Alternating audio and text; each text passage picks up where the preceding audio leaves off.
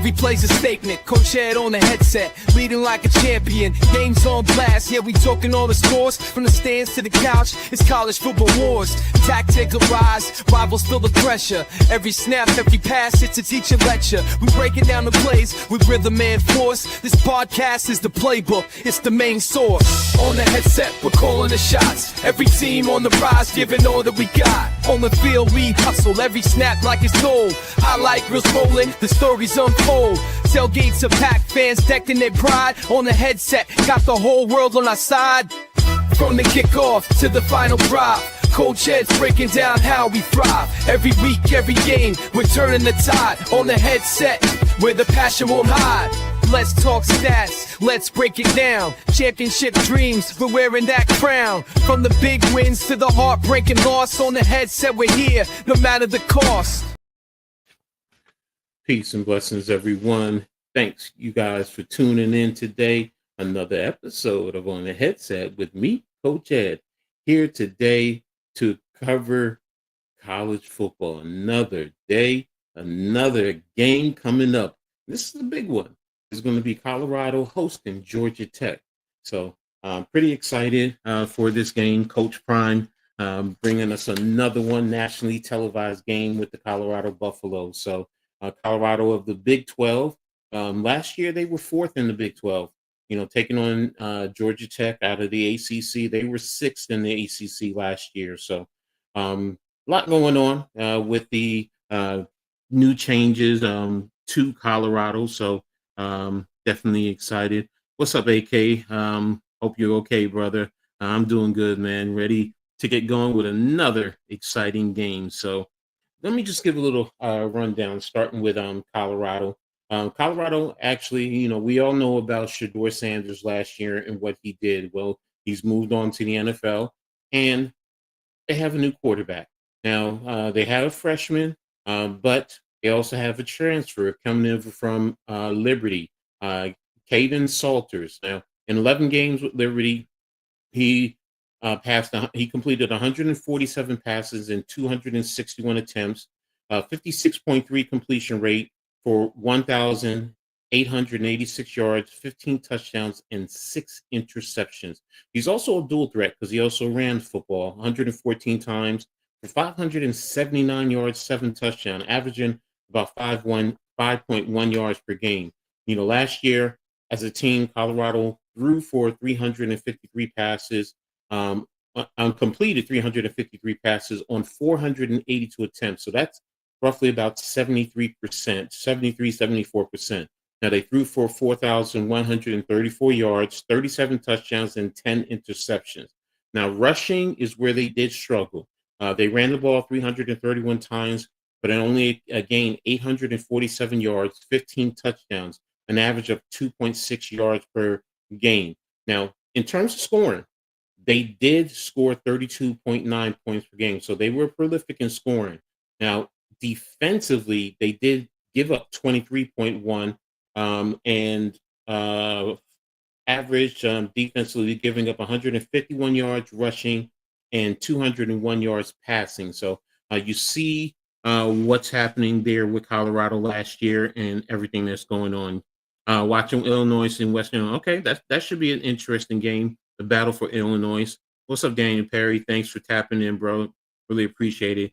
Also, make sure you guys hit the like button. We're streaming this on my channel, the Hardcore Sports Network, the Aboriginal Sports Network. So make sure you go into all those platforms, hit the like button. If you're not subscribed to each of the platforms and all the content creators there. Share on all your social media platforms. That it'll definitely help us all out. So now, in terms of Georgia Tech, their returning quarterback is Hayes King. He played 11 games last year. He completed 196 yards on 269 pass attempts. So that's about a 73% completion rate. Now, he threw for 2,114 yards, 14 touchdowns, and 2 interceptions. So he does manage the ball very well. He also ran for 125 yards, for 587 yards, 11 touchdowns, and an average of 4.7 yards per carry. Now, as a team, they threw for 269 yards on 412 attempts, 66% completion rate, 3,088 yards in total yards. What's up, Caves? How you doing, bro? Good, bro.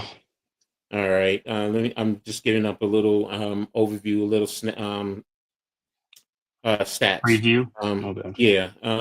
Whereas okay, threw for 3,088 yards, 17 touchdowns, 7 interceptions. They also rushed 485 times for 2,431 yards, 29 touchdowns, and average 5.1 yards per carry. So they were definitely a lot more prolific than Colorado in the rush attempt. So I think that might be one of the key factors. Now, in terms of points scored, Georgia Tech scored 25.6 points per game, and they gave up, they scored 28.9 points per game and gave up 25.6, 122 rush yards, and 201 yard passing per game. So there you have it. That's what they had.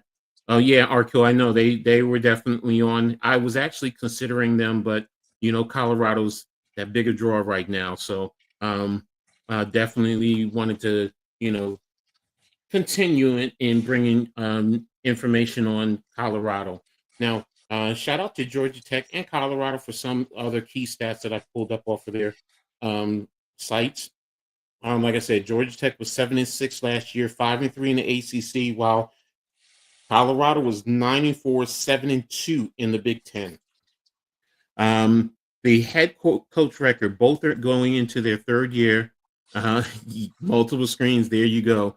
Definitely a good thing to have there if you just want to sit back and watch all the college football. So I would love to do that right now. So Brent Keys, head coach for Georgia Tech. Overall, he's 18-6 in three full seasons.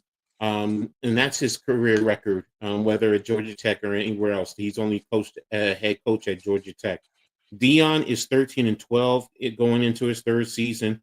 Overall, he's 39-18 in 6 seasons. So you see what they basically do. Now, they both run a multiple basic offense. I gave you the breakdown in terms of the key stat indicators, in terms of yards per game and per defense per game. They both also run a 4-2-5 defense. So, you're going to be looking for those key factors when they play. Now, Georgia Tech returns 18 players that made at least one start and 14 that made multiple starts from last year's team. So that gave the Jackets consecutive winning seasons and bowl appearances for the first time since 2013 and 2014. Now, they're going to be led, again, by Hayes King at quarterback and Jamal Haynes at running back, who both rank among the top 10 in ESPN's preseason positional rankings, both at number 9. Tech is one of only 2 teams with players in the top 10 at quarterback and running back. The other one is Penn State. So pretty steady, pretty big shoes to continue on. One of the most entertaining storylines in the opening week matchup is the notion of settling the debate of the 1990 national championship. I remember that. Georgia Tech and Colorado split the titles. Georgia Tech was 11-0-1, winning the United Press International, which is the coaches poll, and Colorado was 11-1-1, voted the Associated Press Media Champion. So they split the national championship. So, and this is the first time they've ever faced each other. So here we go, head to head. They're going to settle that national championship from 1990. So, additionally, the game pitched Georgia Tech against one of Atlanta's most notable all-time sports figure in Colorado head coach Deion Sanders. For those of you that know, he was drafted by the Atlanta Falcons back in the 1980s. So there you have it. This game is going to be on ESPN, and you're going to have Dave Pashes as the play-by-play. The analyst is Dave Dusty Dvorkic, and the sideline is Taylor McGregor. So there you have it. In terms of some game notes from Georgia Tech, from Colorado. Jordan Seaton was recently dubbed the franchise by Coach Prime. Seaton, who's an offensive tackle, this is going to be his second season playing. He has taken on the leadership role in the in his second season in Boulder. Not only are people internally taking notice, but nationally he's getting recognized. And he's being recognized by the preseason second team All American Walter Camp, preseason All American third team Athon, first team All Big 12 Media, Pick Six Previews and Athon and Lindy's, second team All Big 12 by Phil Steele, Lombardi Award preseason watch list, and the Outland Trophy preseason watch list. So that's some big shoes to work with. Now, Caden Salters is tied with Clemson quarterback Cade Kubiak for the most total touchdowns in the FBS since 2023, despite playing two less games. He has 66 total touchdowns, 47 passing, and 19 rushing. He is one of six players with 60 plus total touchdowns since 2023, I'm sorry, and has over 6,436 yards of total offense with 4,762 passing and 1,676 rushing. So this game features the two quarterbacks with the most rushing touchdowns since 2023 in Hayes, King, and Salters. King having 21 and Salters 19 during that time frame. King has 62 total touchdowns with 41 passing and ranks third on the list behind Salters and Klubnik. So there you have it. One last little tidbit. According to Visit Boulder Convention and Visitors Bureau, the 2024 season brought a combined $93.9 million in direct economic impact and $146.5 million in total regional economic impact.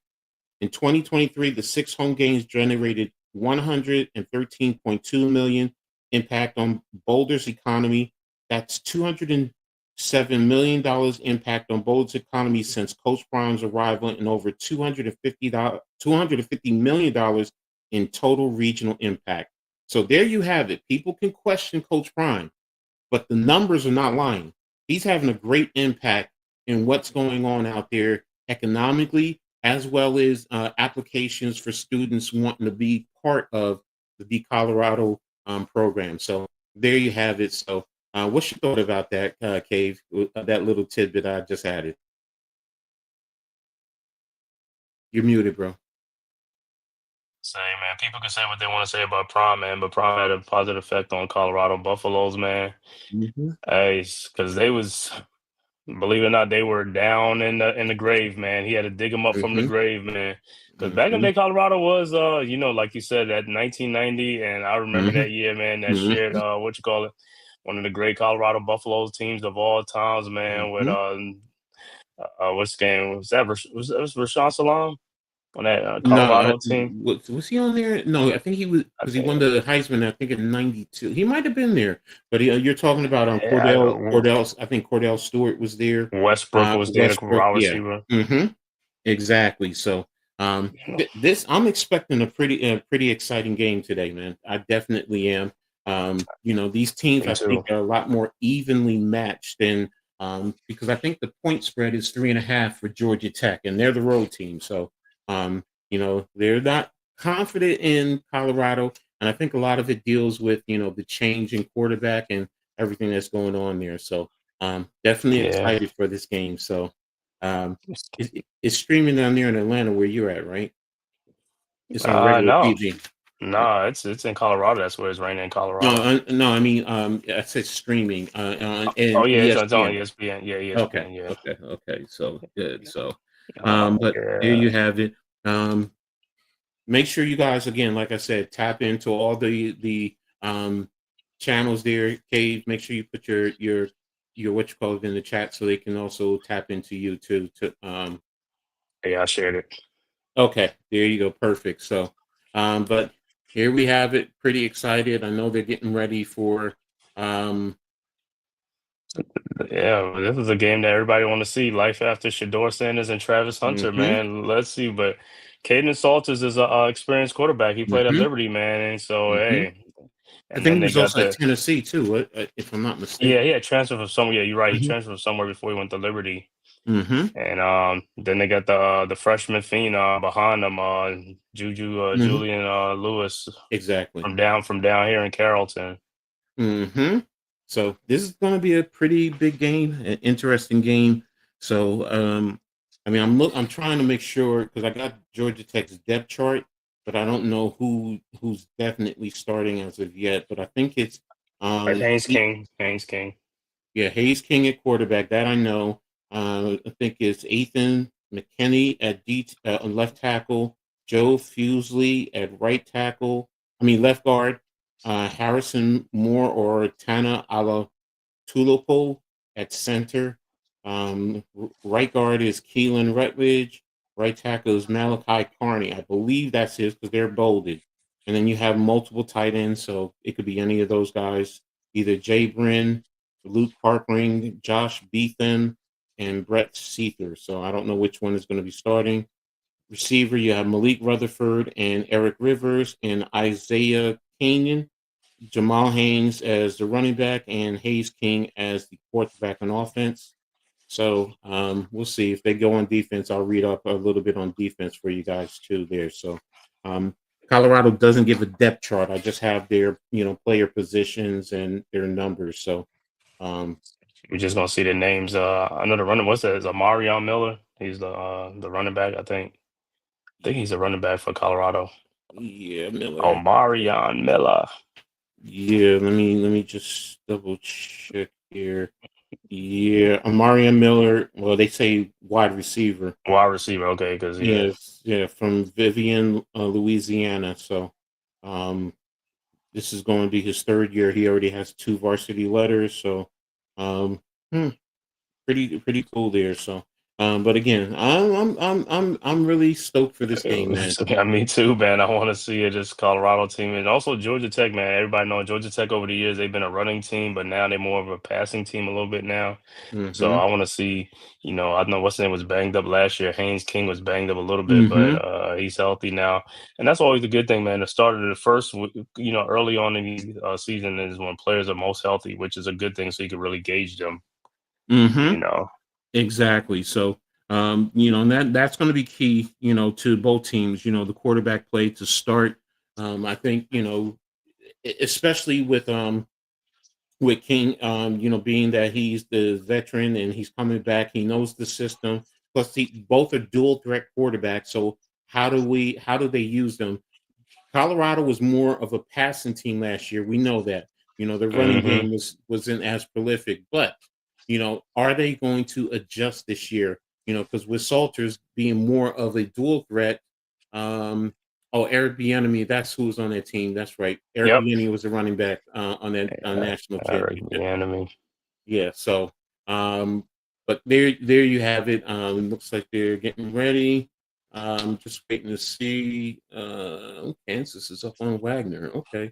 So Colorado will be kicking off to Georgia Tech. So Georgia Tech will be on offense, and the ball's away off of the right hash, deep looks like into the end zone, and it's going to be a touchback for Georgia Tech. So Haynes King will be the starting quarterback there for Colorado. So um, yeah, he had over 2,000 yards passing and 500 yards rushing. I went over that for you guys. So Mm-hmm. definitely a threat there, definitely in the pass and in the run game. So and how does that impact Colorado? So what's up, Gideon? Thanks for tapping in, man. Really appreciate you for tapping in, man. Make sure you also hit the like button for us all, and we appreciate you. So here we go. Colorado is lined up in the center. They're lined up in 3-by-1. Jet sweep to number 8, and there you have it. So there you go. That's Malik Rutherford on the run right there, and looks like that was a good pickup there. Came in motion and good blocking, and looks like he got a good move, and he picked up about 13 yards on that play.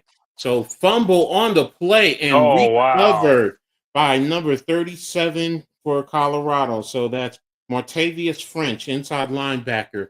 So they were trying to do a quarterback read, and King pulled the ball, but lost control of it, and Colorado picked up that ball right there, right away. So second play, fumble right there for for Georgia Tech, turnover. And let's see, where did they pick it up? So And it looks like they picked it up right there around the 35-yard line, 36-yard Man. line. That's a big Yeah. one right there. So, Wow. Already. G Money was good. okay. So, make sure you guys, who do you guys think is going to win this game? Put who you think is going to win in the chat. So, I'd like to know your thoughts. They were saying, I mean, some people got Georgia Tech with the upset in this game, but we'll see, man. Mm-hmm. And there's the But first pass out to Gibson out in the flat and a decent pickup there for Colorado. So, all right. So Salters is lining up. Yeah, we went over all that. These quarterbacks are very prolific and should be 2nd and 6. Looks like they're at about the 32-yard line. Got an orbit coming around, inside run to their running back, and they oh, bounced off the tackle. And oh, all right, yeah, they ran into somebody there. So oh, they had that person had their back turned too. Oh yeah, man. so good inside run. The franchise pulled around and helped give a good block there. And that's rough there. Oh yeah, okay, they got up there. So first down for Colorado there. So good job. And they're right now at about the 16-yard line, right hash mark, 3-by-1 inline tight end, running back to the right, and another inside zone run. Your offensive line washed it down, and looks like they picked up about 4 yards on the run there. So that running back should be number 29, and 29 is Micah Welsh, who's a sophomore. This is second year, so. And right now, they're going quick tempo, no huddle, not quick tempo. They're going no huddle, lined up. Saltis is checking over the defense. They were 3-by-1, switched over to off balance, and still another inside run. And for Welch, and looks like he picked up another 4 yards on the play. And it should come down to a 3rd and 2 there, 3rd and 2. Mm-hmm. So Colorado's gifted a nice turnover, man, that they mhm. desperately need. Got 12:40 on the plate on the game clock right now in the first quarter, 3rd and 2. Georgia Tech is lined up. Colorado is getting the call. Salter's getting the call from the sideline. 14:13 on the play clock. They're lining up in a 3-by-1 in a bunch extended, running back to the left of the quarterback. You got 2 seconds, 1 center, empty formation. You got a crosser. Salters is cleared, and he's throwing and in for the Good touchdown to touchdown. Colorado, to number 20 for Colorado there. So number Taylor. 20 is Kaylon Taylor, running back. So good job. 8-yard touchdown for the Buffaloes there. So Salters to Taylor. Taylor for 8 yards. It's a nice way for Salters to scramble. Mm-hmm. 12:08 left on the quarter. So good job for Colorado. Great opportune time, taking advantage of a opportune time of the turnover and going down and scoring, playing with a short field. So, and there you have it. Colorado's up 7-0 over Georgia Tech to start this game. So, Georgia Tech just has to settle in. Yeah, you turned the ball over, but now you can come back and make the adjustments there. So, Right. good job. And that's good for Colorado. Get the excitement going. You're at home. You kicked the ball off. So now you took the, excuse me, you took a series in a sense away from Georgia Tech, because you're going to be getting the ball to start the second half. So it's good series right there for Colorado, offensively and defensively. Defensively to get the turnover, and then offensively to go in on the short field and get the touchdown. So, what does Georgia Tech do there? King, I think he has that little itch. He wants to make a play. He wants to make up for that fumble there. So and I think you're going to see him step up from here. So, but good job there for Colorado there. So, but Impressive. yeah. I'm sorry. What was your thoughts? Go ahead. Yeah, impressive first series for Colorado, man. Gifted a turnover and they took advantage of the turnover. That's what you gotta do when you get turnovers, man. You gotta take advantage. You gotta put sevens up. Three is good, but seven is better. Mm-hmm. And hey, every opportunity counts, man, and stuff like that. So, but for Georgia Tech, not the way they wanted to start, but it's not the end of the world. They just got to regroup, man, and just put that behind them, have a short memory, and Mm-hmm. just say they got a veteran quarterback anyway, so they'll be all right with Haynes King. Mm-hmm. Mm-hmm. Mm-hmm. Mm-hmm. Yeah. Normally he protects the football. I think last year, Yeah. he didn't turn the ball over that much. I think he had two interceptions. I didn't get the fumbles, but that just tells me he does value the football and he does protect it. Yeah, two interceptions last year. So, but it's your second play, so there's Yeah. no reason you know to lose focus and really start to let panic settle in. You just come back and say, okay, we gave them that one right there. We'll come back and we'll make a play. Defense, you'll have a better opportunity the next time to defend them. So, there you go. Let me just. And also, just remember, it was raining out there, so it might be raining off and on. So that's a little Mm-hmm, thing with that. mm-hmm, mm-hmm.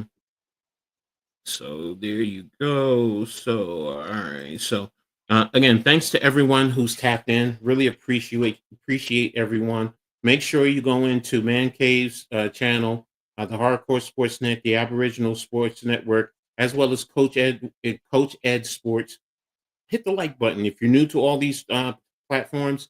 Just make sure you subscribe and hit the notification so you know when we post new content, and sharing all your social media platforms. Let's get us out continue to get us out into the algorithm and continue to grow, so we can bring you great programs like this. So, but yeah, um, another interesting tidbit too to uh, the national championship. Colorado was actually wearing the 1990 uniforms with the gold helmets, the black jerseys with the gold and white trim, and the gold pants. Hmm. So kickoff again into the end zone. So that'll bring the ball out to the 25-yard line for Georgia Tech when we come back to action. So, but yeah, then this is going to be an interesting one. So a lot of old heads are want to talk trash and oh, it was our national championship, not yours. So just added intrigue to everything. So we'll see what happens in the next handoff. So all right, left hash mark, motion to back out into the flat, orbit around, clear, fake action. Haynes looking, trying to find someone, and runs for about 2 yards. So good coverage by the defense there. They did a great job of playing true coverage, and Haynes couldn't find anyone. And there was a good tackle by Reggie Hughes, linebacker for Colorado there. So second and 8. They're on the left center hash for Georgia Tech. 11:35 on the clock, and there's an orbit around, inside run to the receiver number 1. Good pickup there. So good pickup by that ball carrier number 1 Haynes, is Haynes. Jamal Haynes. So there you go. So looks like he picked up about a good 12 yards. So that's a first down Hmm. for Georgia Tech there. So as you see, they're just going to be very methodical and they're going to stay true to who they are. So they're on the right hash, orbit around. There's a quick hitch to the outside pass, about a good pickup of about 12 yards. So they're giving them 13 yards. So there you go. So that's what Georgia Tech's going to do. They're just going to mix it up, giving you the run and the pass there. So good job by Georgia Tech's not panicking. So they're on the right hash mark. Looks like they're 2-by-2 in a pistol formation. 10:40 on the game clock. Oh, And running back still in the pistol. There's another fumble situation. oh And man, who has the was it? ball? It was a high snap again. Hayes batted the ball around. And there Wow. is another turnover. That's 2 fumbles on this Georgia Tech offense there.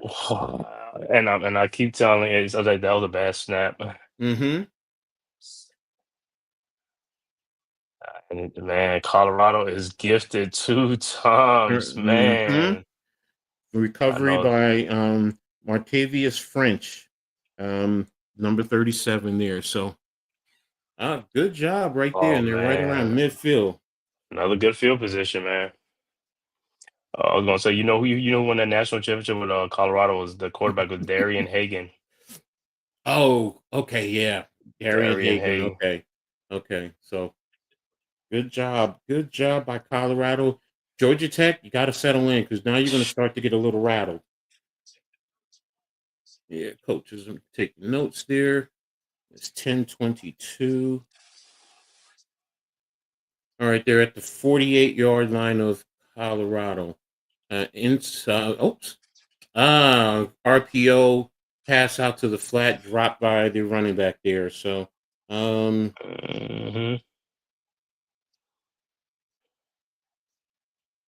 all right, so it's going to be a 2nd and 10, 10:18 on the game clock. It's altered right now. Okay, running back in for Colorado is number 26, Simeon Prince. They're in a pistol formation, inline tight end to the left center hash, moved over to 1-by-3, Salters semi-roll, pass out into the flat, incomplete Mm. to number 6. That is the Draylon Miller. Had it a little bit, but hit the ground and it bounced out. So did a little Mm. sprint option for for Salter there, trying to get the ball outside, and he had it and just couldn't control it. Needs to do a better job. So it's a 3rd and 10 right now for Colorado. So let's see what happens. Still in the same hash marks. They're on the left center half, 2-by-2. Salters avoids the rush. And there Wow. he goes. Deep pass down the middle and overthrew his receiver. That was Sincere Brown that he was trying to get the pass to and overthrew it. So that's 3 Eesh. and out right there. So How was that? But how was that? Even though the pass was overthrown, that could have been a pass interference. I mean, that dude, he took the dude's arm out and all that stuff in front of the referee. I know the pass was low, you know what I'm saying, but golly. because in college, if it's uncatchable, they're not going to call the penalty. Yeah, I know, man. I was gonna say it's just like blatantly like out in the open. Like, Mhm. So there you have it. I guess the ref is deeming it uncatchable. So lining up in the punt formation from there on 48-yard line. And he's Iman. angling the ball away. What's up, Iman? Down to about the 16, maybe the 17. What's up, Iman? Salute to you. So good job. Buffalo up. Must be talking about the Bills because it wasn't the Bulls yesterday because the Buffalo Bulls lost yesterday to He probably talking Minnesota. about he probably talking about Colorado. The Buffs, they probably got the 2 turnovers, but they Oh, see, ain't that's what scored I'm a second. saying. Okay, you're right. You're right. You're right. I'm used to calling them the Buffs, but you're right. They Right, are the right, right, Buffalo. So yeah, right. so, but I stand corrected. And the old man is standing corrected, Iman. No problem. I'm sorry. So, but I tell you what, though, Georgia Tech done spotted Colorado 2 turnovers, and there's only 7-0. So it's like, come on, bro. yeah, that's the. No, I got you, man. I got you. I got you. Yeah, that's where right now this series, Georgia Tech, Hmm. they got to take the ball and they have to move the ball, and you Yeah, cannot turn it over. that's what I'm about to say. They got to protect the ball now. There's always an old saying when you're on an offensive series. You move the ball and you should end the series with a kick, whether it's an extra point, a field goal, or a punt.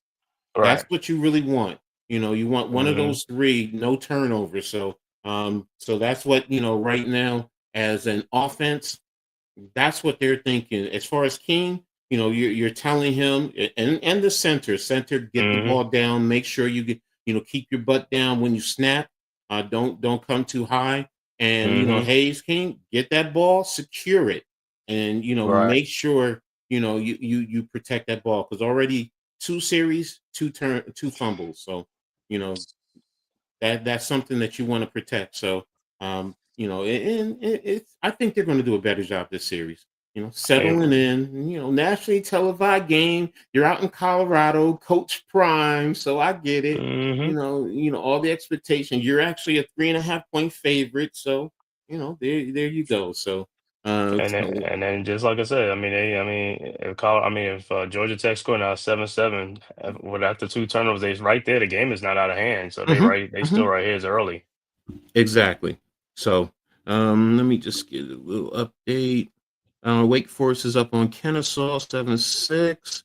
And Illinois, I think, is up over Western Force. Illinois 7-0 there. So that's some of the early games that are the current games that are being played right now. So Yeah, let me see. yeah. I know Wagner was playing too. Let me see what the score is in that one. Michigan State is up 21-0 over Western Michigan.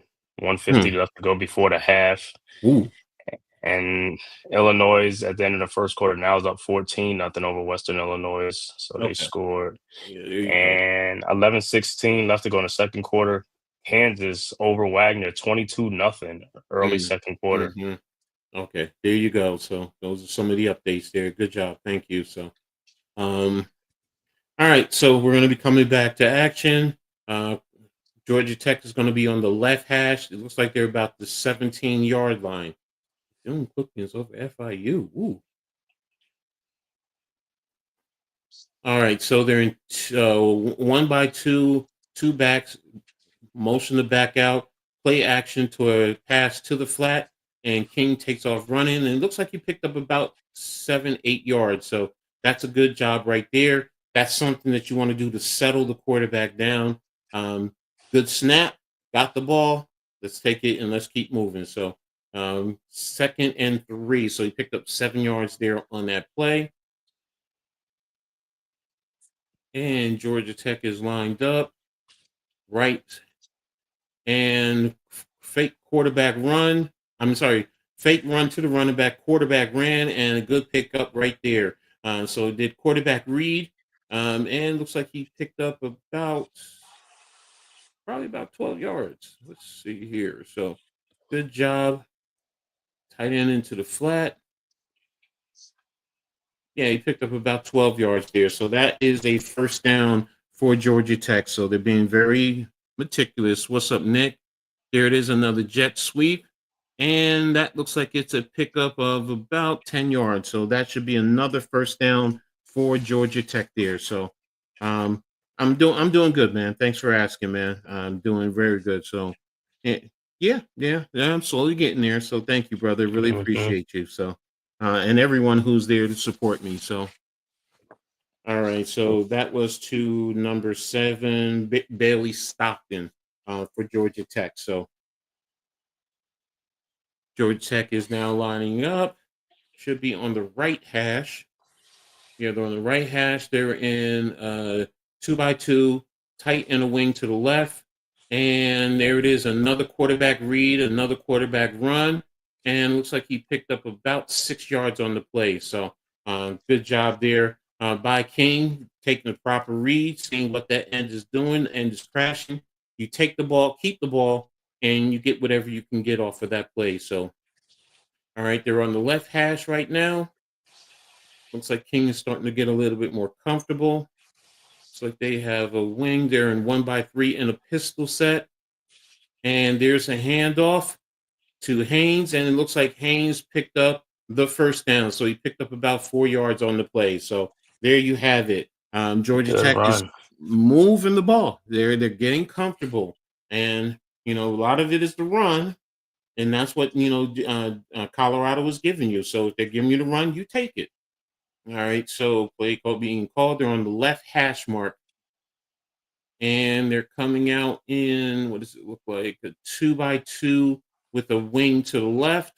Running back is he to the left of the quarterback? Motion left to right. Play action to the running back, And there's the pass, and is Yes. it an interception? Oh wow. If it is, Oh, let me see. wow. Third series in a row and another turnover. Another turnover. Wow. Wow. This is unbelievable, man. There's a personal foul against the offense. And, ooh, man, that is rough. Right, man. Because I thought he had the receiver, but it's like, Yeah, I was looking at who he was throwing to, and he off target there. Um, so let me oh, see the see replay. the receiver looked like he got interfered with. That's what he was telling the referee. Oh, okay. Man, run right over the well, no, it was they don't have illegal contact, so ball was Mm, still in his hands before the ball was thrown. So wow, 3 turnovers. yes, man.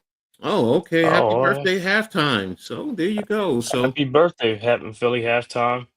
If you're all right, watching, Colorado has it right hash, pistol formation, bunch left. And there's the pass, there's a lateral, and a good tackle for a loss there. That's a loss of about 4 yards. That pass was to number 6 for Colorado. That's Miller. And that was a tackle by number 15. man, And loss of 3. a loss of 3. Okay. Okay. So They, Colorado got to do something. They got to move this ball.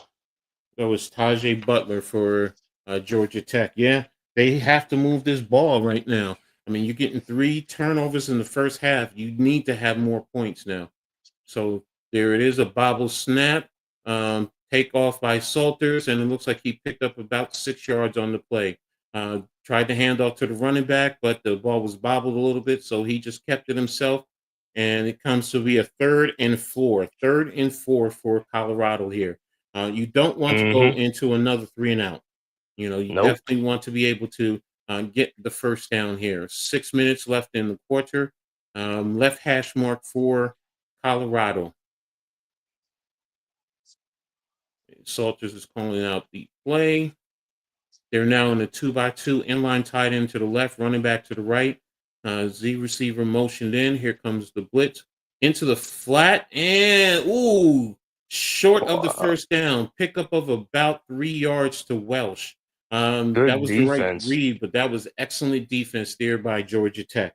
Excellent defense there by the Yellow Jackets there. So, and that was a good tackle by number 1 and that's came in sparkling. In Colorado, another 3 and out. Another Wow. 3 and out.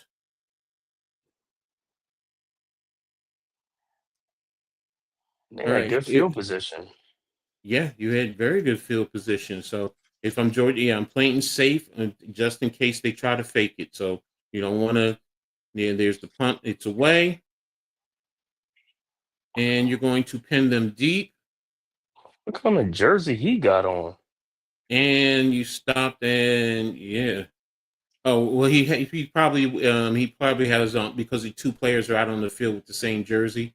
So you put the slip on over the top. That's what that is. Yeah. Okay. Okay. Yeah.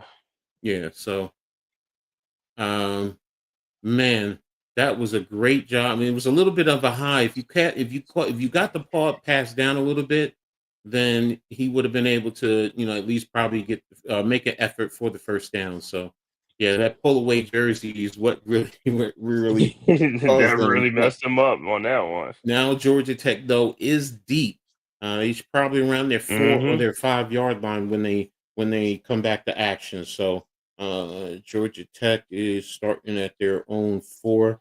Man, 3 series right now. You're saying, can we at least get some type of a kick? Um, Yo, we that's crazy. 3 turnovers on their first 3 possessions. yeah. I haven't seen anything like that in college. I've seen it in high school, but not in college. So um, Oh, wow. we saw the infamous one in the NFL, that Jaguars playoff where they Mm-hmm. had all them turnovers and they still came back and beat the Chargers. Exactly. So Let me see. Any updated scores? No, no updated scores. I'll give you the updated scores. Keep you what's going on. Still 21 zip by Michigan State over Western Michigan. 20 seconds left to go in the half.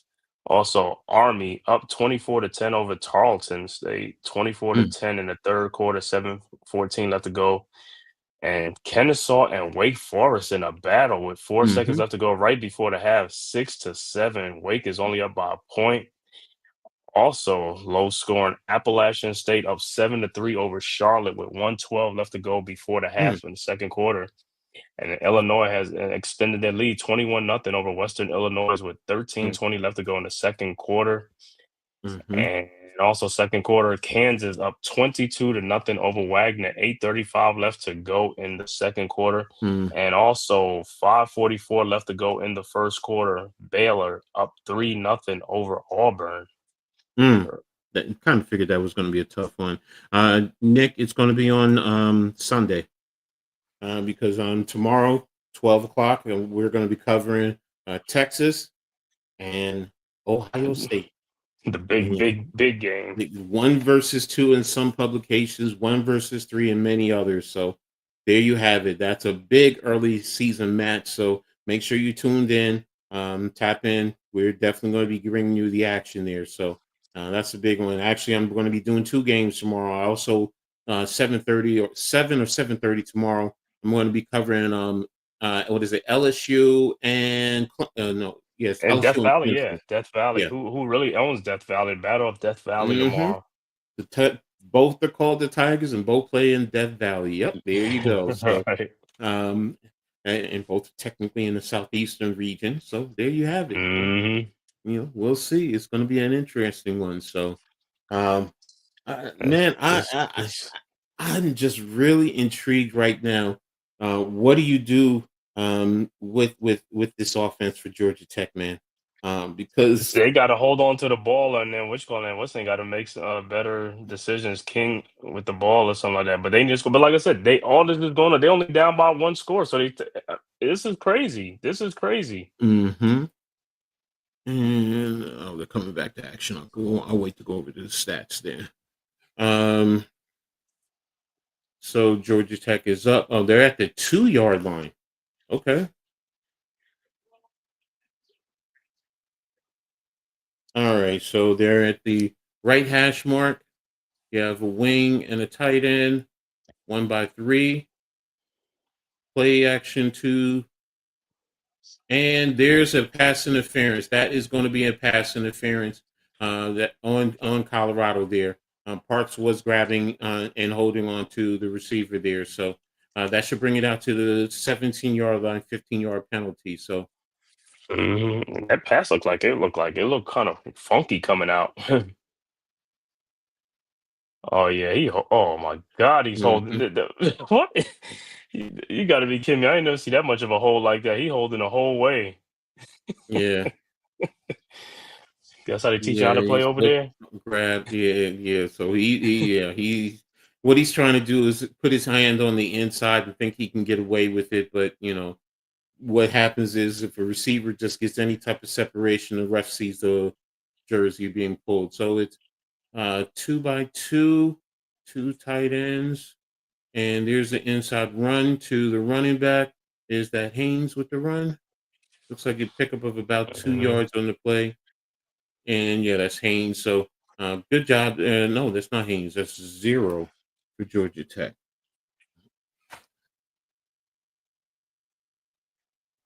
And it's going to be a 2nd and 8 for Georgia Tech and come back to action. That was Malachi Hosley. And they're in Mhm. a 1 by 3. And there's the pass, good connection from King to number 7, Bailey Stockton, and they picked up the first down. He was getting pressure. He Wow, was he getting got out of pressure. that, boy. Yeah, he definitely did. Colorado brought the blitz. Nice little the linebacker stunt cross. So good cover. Good settling in right there. Definitely got that off and got that away. And good pickup. Good move by Stockton. And there you go. So It'll be a first and Hmm. 10. And also looking at Colorado, got to check out Colorado's defense this year. Have they improved or One, not? 1 by 3. Inside run again.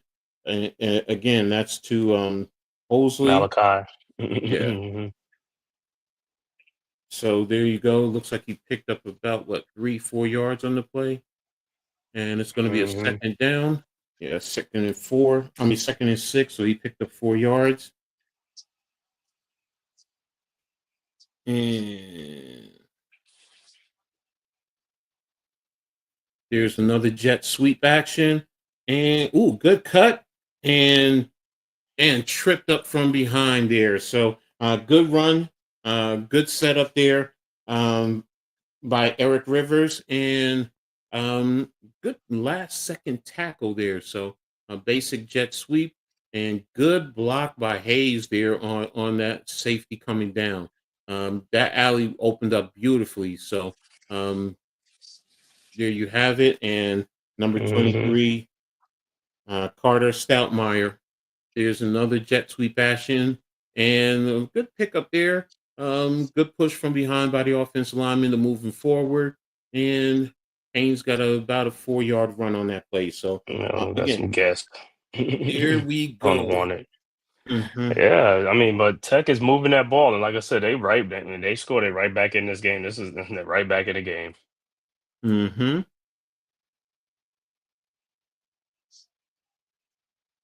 All right. So they're breaking the huddle right now. And they're on the left hash, dropping back to pass, and a basic hook right in the middle, and about a 5 yard pickup there. So it's going to be a third down and 1. That's right to Stockton. He looks like they have a good connection between him and Stockton. So he's connected with him quite few few times. Uh, so right now it's a third and 1 under the center with Hain. I formation inside run to the fullback. Oh, good run. Good Hmm. setup there to Hmm. Holsley. And there you have it. Offset fullback coming back across and running to the weak side. And good pickup there. So great job. Defense was shifted over to the strong side. Good pickup by the right guard coming down to get the middle linebacker. So that helped that helped opened up the alley there. So and that was a good pickup of about 8, almost 9 yards there. So that's a first down for Georgia Tech. Left hash mark, 22-yard line. Uh, Unbalanced motion across, inside run to Hayes, and looks like he picked up about another 4 yards. They're just doing what they need to do. Just Hmm. take what they're giving you, get the 4 yards, eat up the clock. 45 seconds. You're coming back from those 3 costly turnovers. And like Cave said, they only were down 1 score. So it could have easily been up 21-0 right now. So here we go. There's second and 5 on the left hash mark. They're in a 2-by-2 inline tight end to the right. They're in the gun, running back to the right, motion across, and another inside run. And there goes Haynes, and last second trip up Oh, from behind. Last second, because if he could have, that was 6. That was 6 if he didn't get tripped up there. So um, great job, great wow. tackle, but great job by Georgia Tech to stay settled, not to panic, and to come in and do what you need to do right now on this drive. This is also about Colorado's offense, man. You get 2 Yeah. turnovers and you get 2 3-and-outs. The first one, got it, understand. Energy started the season. But now the last 2, both are 3-and-outs. Both of those. So you start to get a little concerned with Colorado's offense now. So Yeah, and then on top of that, you got to put in perspective: 3 turnovers mhm, plus Georgia Tech was at their own, at their backed up to their 2 yard line, so that's almost like 4 turnovers. And it's like, I mean, mhm. And look at what they're doing. They're about to score. I don't even care if it's a field goal or something. They might have put up some points, but this next possession for Colorado, I want to see what's going to happen in this one. They got to score. They got to get something going on, and Mm-hmm. they got to get Mm-hmm. something going because Georgia Tech Exactly. is moving that ball. The only reason they not because of the turnovers. If they didn't have no turnovers, Georgia Tech would probably be up like 14-7 on Colorado because Georgia Tech, because Colorado defense look like they can't slow them down. Let's take a look here. I'm going to start with the stats. Here you go. Georgia Tech 11 first downs to 2, 1 for 1 on Mm-hmm. third down, 1 for 3. 144 total yards to 45 for Colorado. So you're literally in one quarter getting 100 yards, almost 100 yards of total offense over Colorado. So you're beating them up at the line of scrimmage, 106 yards rushing. That's all Georgia Tech needs to do. That's really what they Mm-hmm. need to do. So going forward. Now, if we take a look here, King, 4 or 5, 38 yards. Now, the one interception is costly. Salters, he's Mm-hmm. 4-7 for 12 yards with a touchdown. So he's okay. He's just a little bit above 50%. So Haynes, 5 carries, 32 yards. Rivers, 1 for 27. Hayes King, 5 for 19.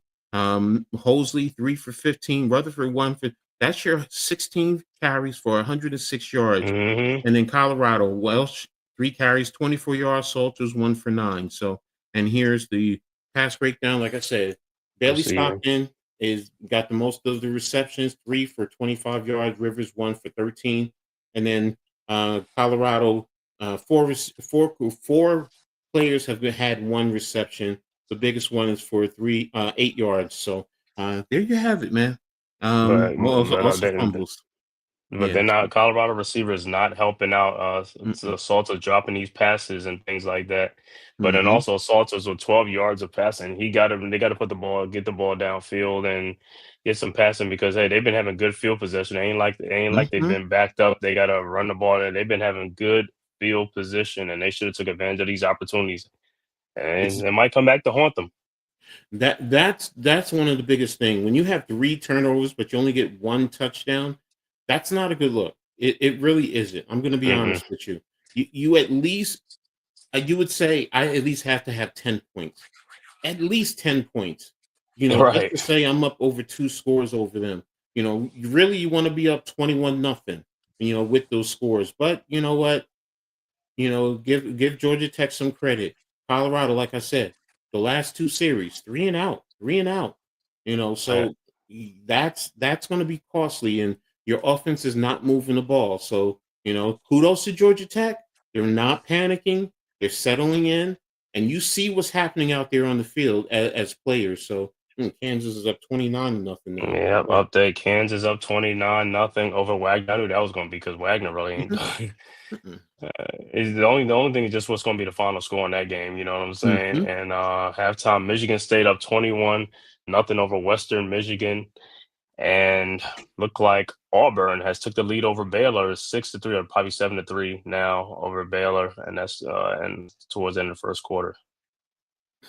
Okay, so this is a big one. The ACC versus the Big 12. So, who has the better number 3 conference in essence between? And here we are, left hash match, double wings. Ooh. So they're 2x2 pistol formation.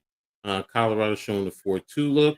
Haynes cut to the outside, bounce, and looks like he picked up. Ooh, Ooh, extracurricular activity. yeah, there you go. Toss that big offensive lineman. He tossed Yeah, that big offensive line. did some jiu-jitsu there. So Right. there you have it. So Throwing out the trash. there we go. So okay, they're interviewing the coach. All right. FIU now is up 7-3. Left hash mark 3-1, and King to the outside. Here's a flag on the play, Better not be on and Georgia Tech, man. did he get the ball to the line of scrimmage? You have 2 flags in the backfield there. Yeah, holding on Georgia Tech look like a self-inflicted. Yeah, Every time they get near the goal line, teams, anytime they get near the goal line. that's a tough one right there too. Take up back 10 yards. So you go from the 8 to the 18. So Good phase, and quarterback. That's usually what happens when the quarterback starts to bail. You end up sometimes getting your offensive lineman caught with a holding penalty. So, all right, so here we go, lining back up. They're at the 18-yard line, second and goal, left hash, 1-3, and the ball is tipped and hits the ground, incomplete. So it'll be third and goal from the 18 when we come back to action. Um, Georgia Tech will be on the left hash. Right now, play worst case scenario, you want the field goal if you're Georgia Tech. So Right. um, good defense there. Good job by the defensive tackle watching what the quarterback is doing and getting his hands up right at the last second. So um, here we go, lined up, 1-3, inside run. And there you go, lining it up to about for Hosley probably on the left center hash, if not the center, and you're setting up a field goal. So that's pretty much what you're doing. Okay, you put it right in the middle of the field, so you're setting up for a field goal. So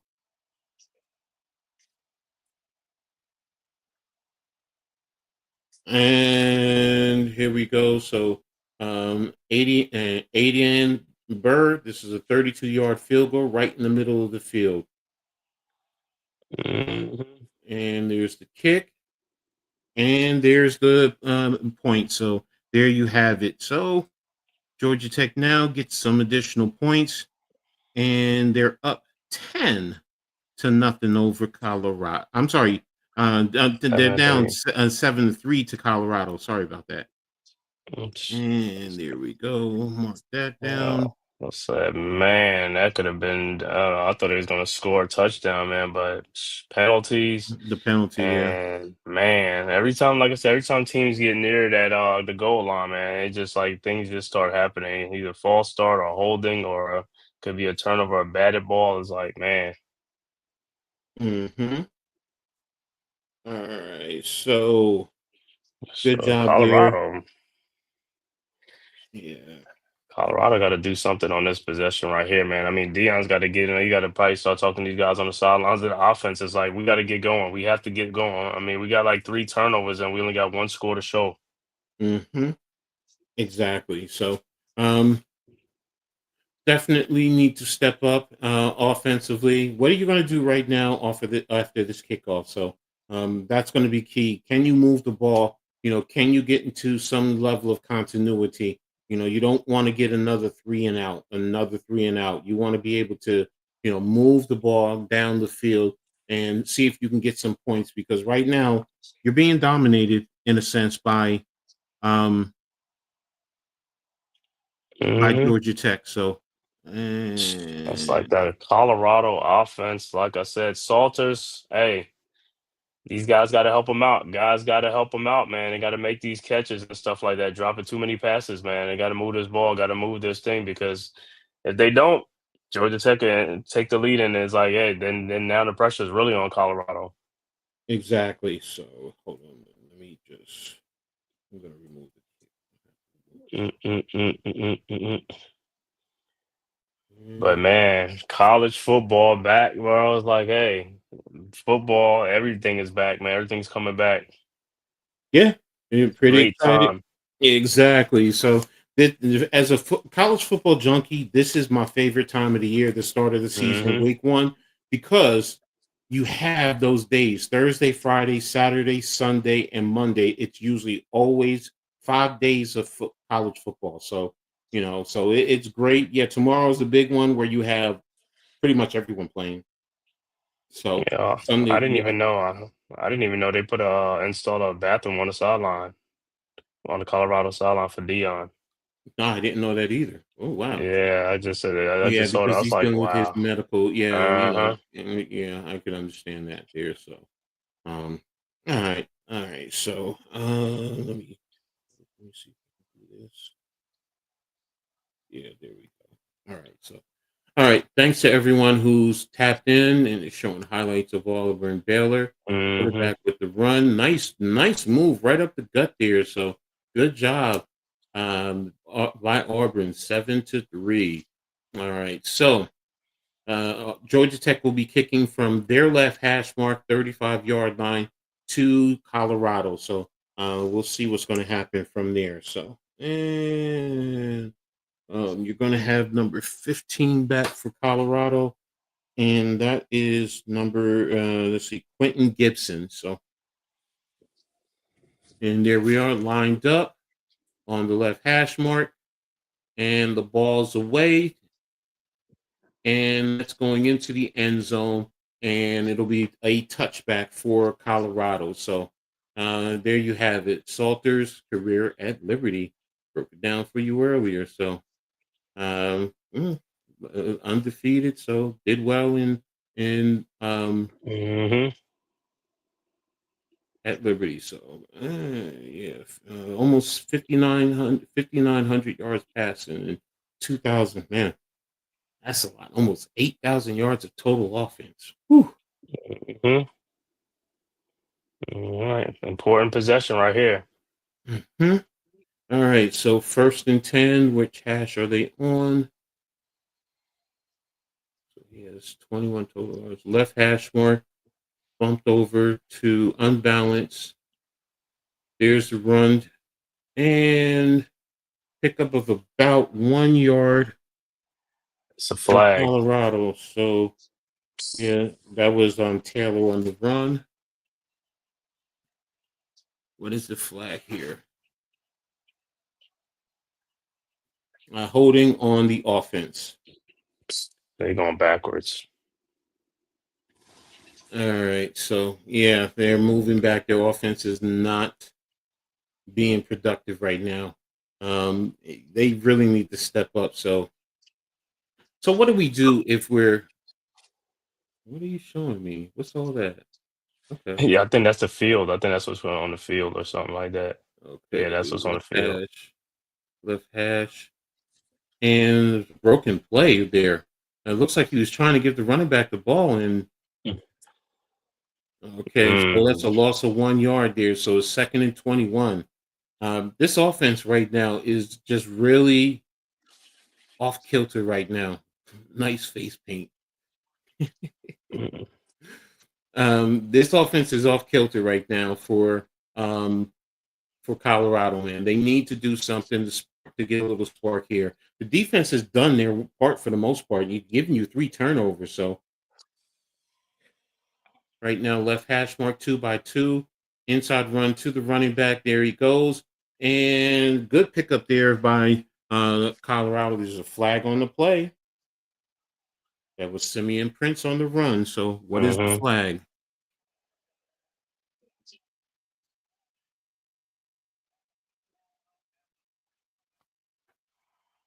Also look like it's on Colorado. I mean Oh, on Georgia Tech. yeah. Face mask against Georgia Tech. So that's going to be 15 yards and a first down. All right. So that's what Colorado needs. Just like I said, get some type of little spark there. So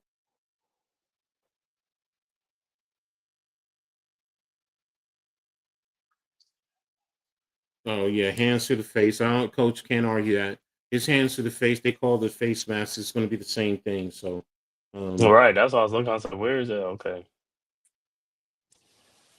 all right, they're at the 44-yard line, left center hash, and there's the handoff. Good bounce off a tackle and good pickup there for Colorado there on that run there. That was Taylor on the run. So it's going to be a 2nd and 8. Still need to do a little better job. But yeah, 2 yards is positive. Now let's see if we can get anywhere from 6 to 7 yards, if not the first down. That's what you want to do right now on 2nd down. Get it a short distance. They're on the right hash mark. Looks like they're in a pistol formation, 2 tight ends, big boys there at tight end at that. So Mm-hmm. looks like both are in line. Yeah, there it is. Inside run. And another pickup of 2 yards for Colorado on that run there. So it's going to be a 3rd and 4 right now. Good effort by Price to try and see if he can pick up some yards there. Georgia Tech staying true and keeping their eyes in phase and making the proper reads and tackle there. So they're on the left hash mark now. Colorado It's 11 minutes left in the second quarter. And we have it lined up. Running back is to the left of Salters. Called for motion in, motion across, 1-by-3 right now. Mhm. And he's getting pressure. And he's just throwing the ball away. Got outside the pocket. And did it get to the line of scrimmage? That's the question right now. Did it get to the line of scrimmage? Because if not, that's a big loss right there. And looks like they were trying to do. Were you doing your screen? Let me see right here. You're right. That's what it looked like. Like the guy just came on in. I was like, Yeah, oh, it was a screen. No, it was a screen. It was a screen. Georgia. I mean, Colorado offense has stalled. Their offense is stalled. Yeah.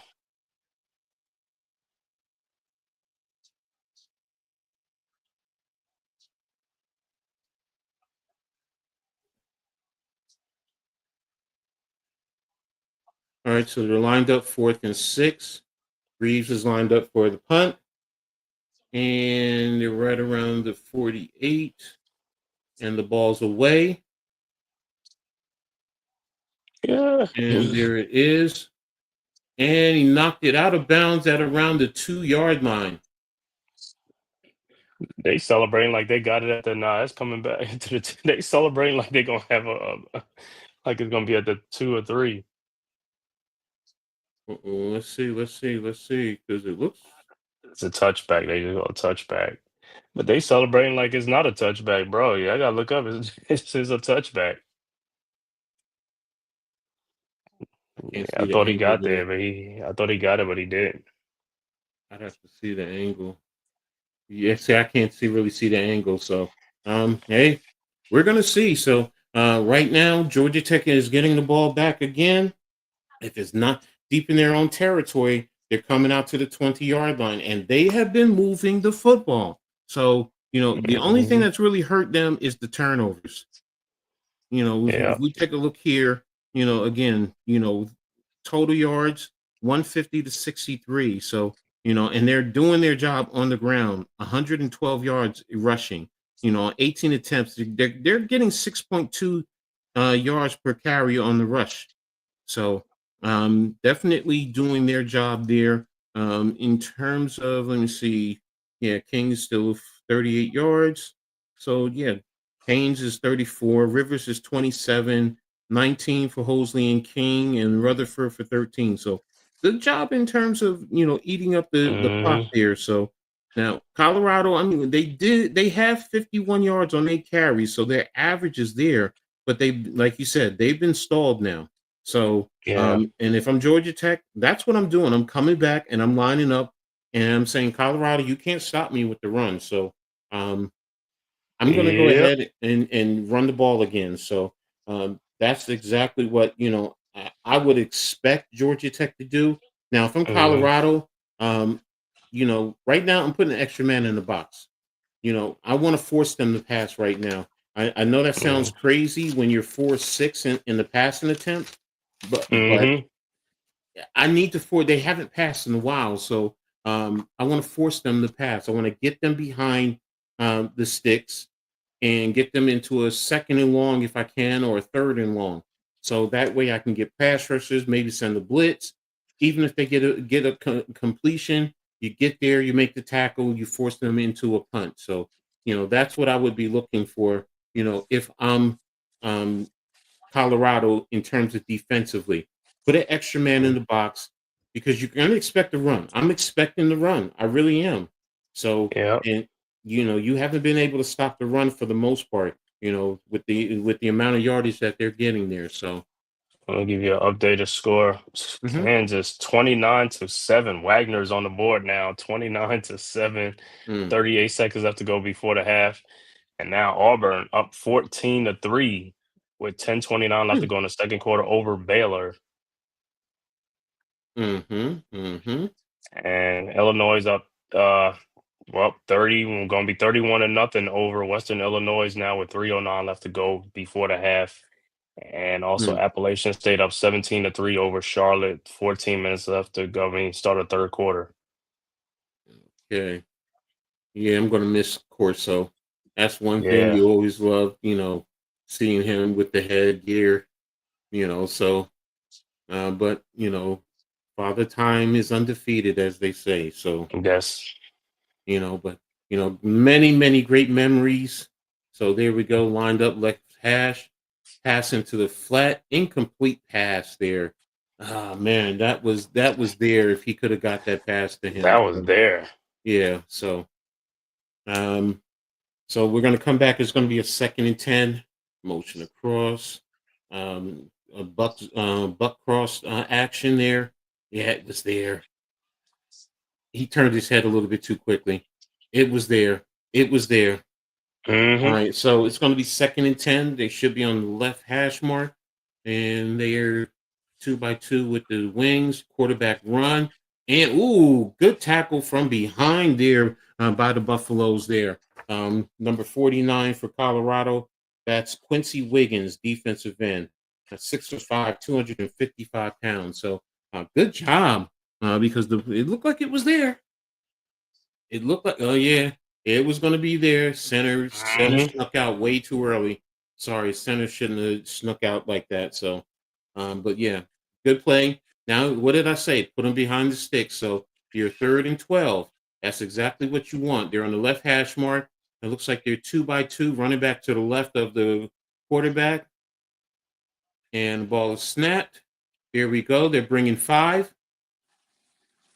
And he goes down again with another sack by Colorado there. So there's a flag on the play. So let's see what the flag is for.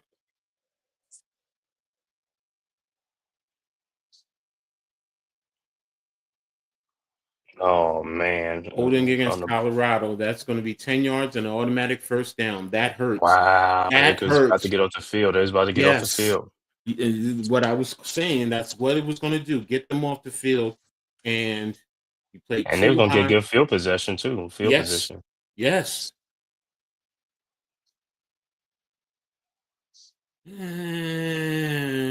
If that's he didn't okay. All right, 1st and 10, Georgia Tech right now. Left hash, motion out, 1-by-3, no, 2-by-2, motion across. Going to be a jet sweep action again. Get the corner, and looks like he picked up about 7 yards there on the play. So good job by Georgia Tech right there. That was Eric Rivers on that carry there. So they're getting the edge right there on the jet sweep. So definitely want to keep looking at that, and you want to see if the defense starts jumping that, because then you can have the quarterback keep the ball and make a play maybe up inside or going the other way. So there's the motion around inside, right flat um, to his receiver, and there he goes. Oh, And good. good pickup there. Very good pickup there. So, good connection.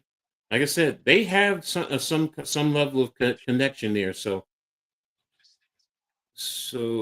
there you That's a go. Bailey Stockton. 5, 10, 15, 20, about 21 yards on that play. So good pickup there. It's a sloppy game by both teams. Mm-hmm. Here's the orbit, and there's a stoppage and play flag. Man, these penalties are getting very costly here. False start.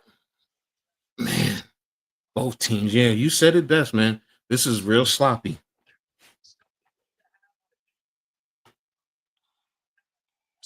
All this in Georgia Tech is that they have a chance to even take the lead. This is unbelievable Mm-hmm. if they score.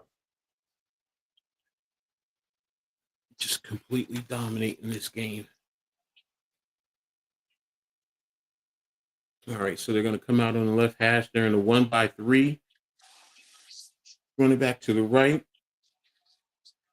Here's a pass in the flat to the running back. There he goes. Break cut. Oh, Good pickup there. So good pickup by Hosley.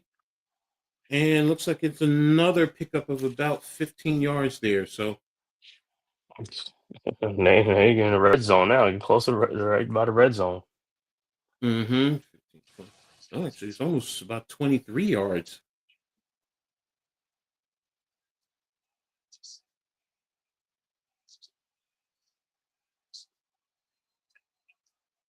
All right, there you go. Motion moving around. They're in a 1-by-3 set.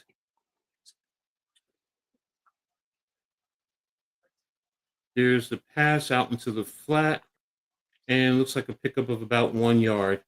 Good play by Myers there to beat the block and make the tackle. So,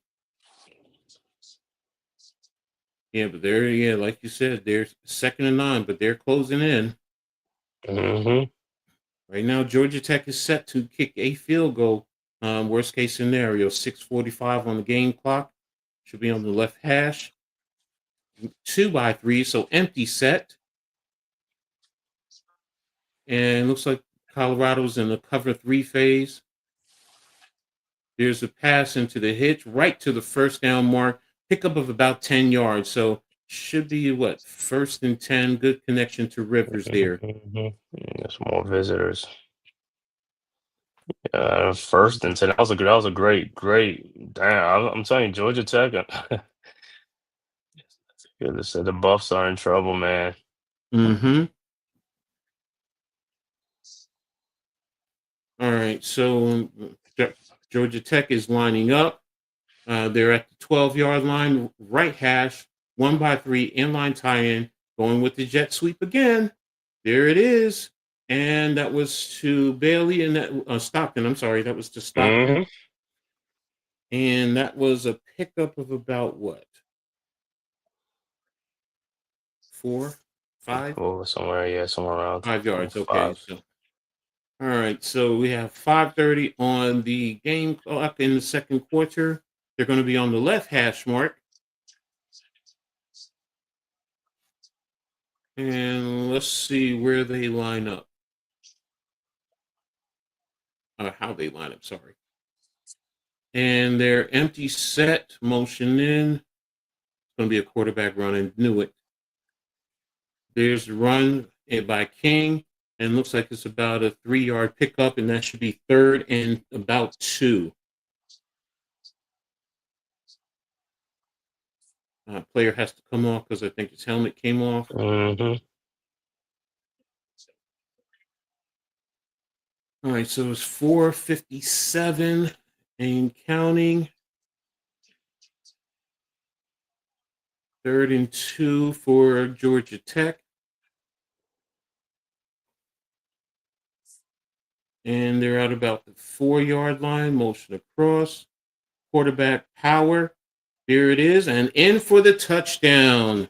Good run there by King with a 4-yard run. And Georgia Tech has taken the lead after all those turnovers. Finally, exactly. So there you have it. So pending the extra point, Georgia Tech now has the lead. Good block right there. Wow. 10 plays, 80 yards, 5 minutes and 57 seconds. Lined up for the extra point. It's up, and the extra point is good. And there you have it.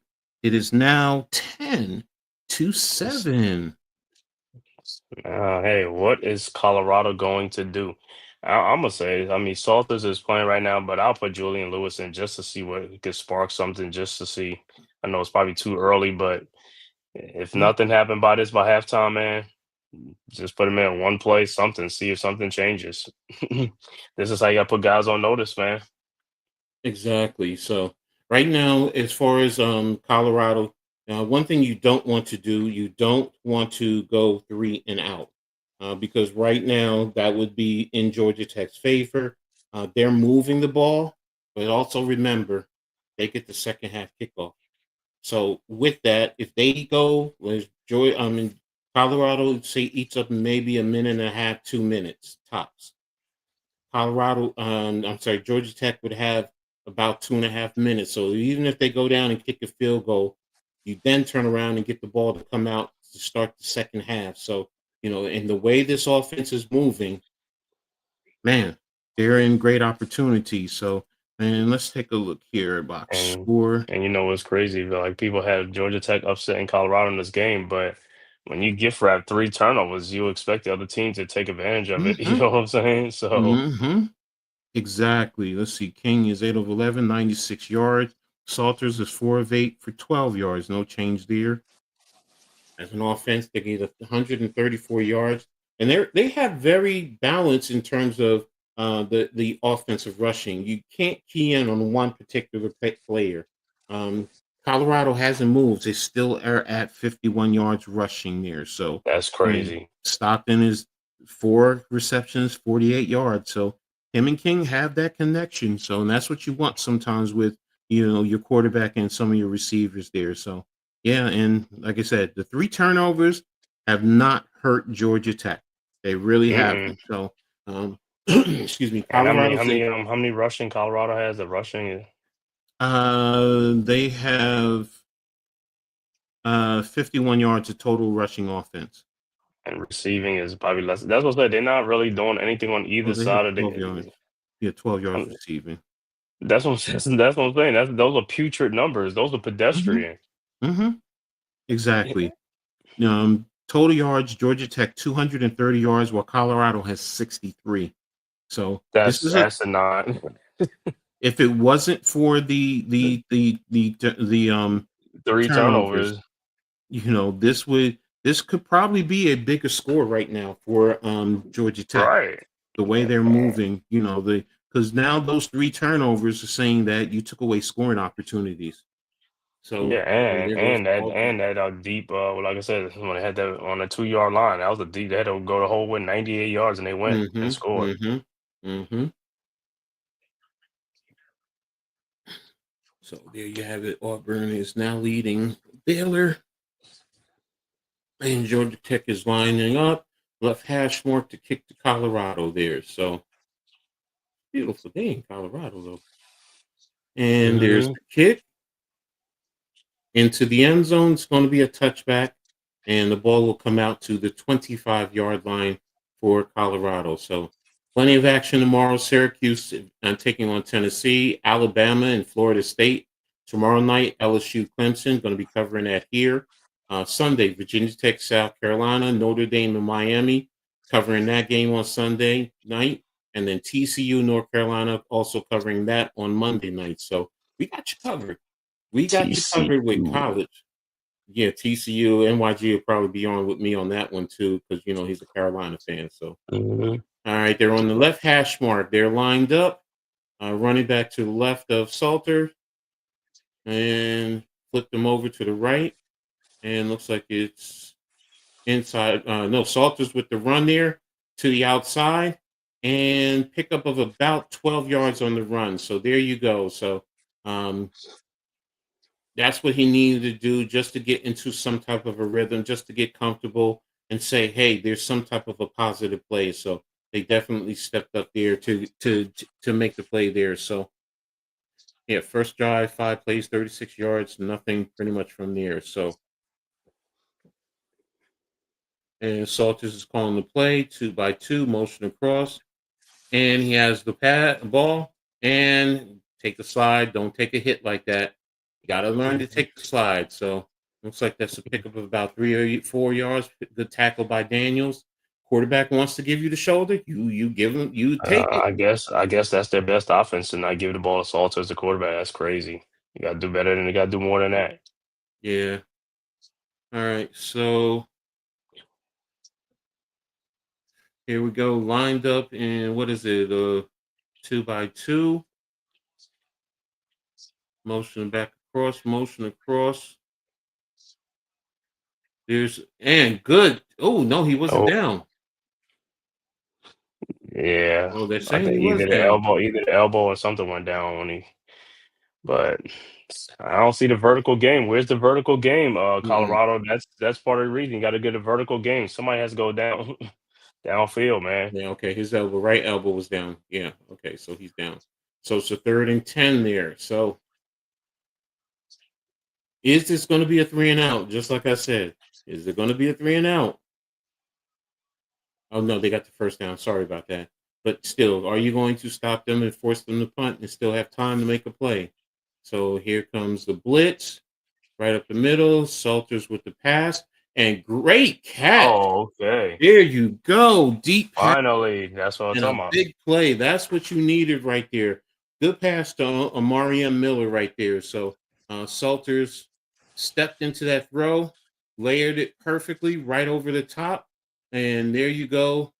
Good 2 feet in and good pickup there. So good job. So right now, Colorado is moving. So now, are you getting yourself into field goal position? And there's a false start Oh, right there by come the right on, these guard. dudes, man. Come on.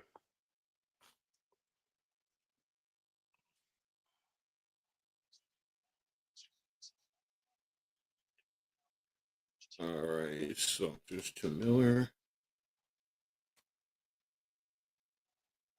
Man, you can make a big play and then you kill yourself with a penalty.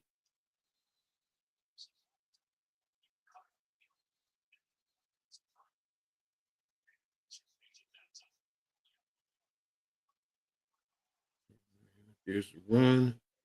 Oh no, there goes to Salters. Oh, Okay. he Yeah, fooled me. yeah, it fooled me too. I was going with the running back too. So, all right, so going to be a second down. How many yards did he get, if anything? All right, must be 2 minute time. It's 2 minute time. Yeah, 2 minute timeout there. So here we go. So now Colorado did make the play. Right now, what you want to do is you want to move into at least getting a field goal because you're 6 of 10, 48 yards. Salt is up to 23 yards, so 66 and 48. So that's 100 and what 114 yards right there. No, yeah, 114 yards total offense. So you're getting a little bit of something. Still need to make the play, but you get a field goal. You're tied after being dominated the way you have been. Mm-hmm. Okay, you're in a good spot. You're in a good position. Touchdown would be even better. Definitely want to get that touchdown to take it up there. So let's see. Kennesaw's up 9-7 over Wake Forest. Yeah, any other updates that you have? Yeah. Updates. Let's see. I know it's halftime between was it Kansas 29-7 over Wagner. Also Mm-hmm. halftime, Illinois up 31-0 over Western Illinois. Mm-hmm. Appalachian State up 20-3 over Charlotte with 5:10 left to go in the third quarter. Michigan State 23-0 over Western Michigan with 7:56 left to go in the third quarter. Army and Tarleton State is now tied at 24 apiece with Mm. 2:45 left to go in the fourth. So Wow. that game looks like it's coming down to the wire. And another update: Auburn now up 17-10 now on Baylor with 3:21 left to go before the half. Mm. So Mm. that game is closing. Mm-hmm. All right. So yeah, I was at right 114, 16 first downs, 5 for Colorado. Um, you got to take whatever little positives that you can get. Let me see the penalties. Yeah, both teams 3 for 30 for Georgia Tech, 4 for 40 for Colorado. So that's a total of what 7 for 70 in terms of Hmm. penalties. So there you have it. So that's what we have right now. So And let's like, see what happens. Go ahead. I'm sorry. and like I said, if it wasn't for the turnovers, Georgia Tech probably be up 24-7 right now or Mm-hmm. 21-7. Mm-hmm. Oh, Colorado took a timeout. Okay. They took a timeout for the 2-minute warning. All right, around this. No, no, it says timeout Colorado 154 on the Uh, game clock. So okay. I thought it was a 2-minute warning. That's I why thought it they was a went. 2 minute warning also. So but they took the Uh, timeout. Okay, maybe he's talking to him. This is important. well, yeah, he wants to get points. Most importantly, he probably wants to get a touchdown. That's what he Hmm. probably settle him down. Let's settle down. And let's see. Let's try and get a touchdown. You get a touchdown. It really bodes well for you going into the second half. So. All right, so Colorado's on the left hash mark. You got a wing to the left, motioning across. Now you're 1-by-3 set, running back to the right of the quarterback, and it's an inside run. Ooh, And I got popped. yeah. So good pickup by Price there. Mm. Oh yeah, Dion wanted to really get after his players. So there you go. That's good coaching. So it's going to be a 3rd Hmm. and 10 right now. So um, worst case scenario, you're playing for the. Well, they didn't take the time. It says they have 3 there. Yeah, I think it's just a 2-minute warning. Yeah. Here we go That's probably again. why they say, yeah, sometimes they say a 2-minute warning. Mm-hmm. But they got to score here, man. They got to score here. I mean, whether it's a field goal or not, but they really need a touchdown. They want a touchdown because for some reason, I just feel like this is Georgia Tech's game to lose because I don't think Colorado can. It just don't look like they can beat this team right now. It's not a good look, man, going into the season, though. Because you want to have a good season. Because if not, you probably there's a lot that can go into that. So I don't want to open that door. So right now they're on the left hash mark and a 2-by-2 with a wing to the left, motion the wing across, running back to the right, bobbing out with the back, and they did a quarterback run, and Georgia Tech was coming with the blitz, so they blitzed the Hmm. run, and they took it right out of his hand. So pickup it looked like of about 1, so it's going to be a 4th and 9. So um, that's what you were looking for, and that was a good loop across by number 91. A good stunt call because it was right there. So Hmm. 4th and 9, so they're going to be kicking the field goal.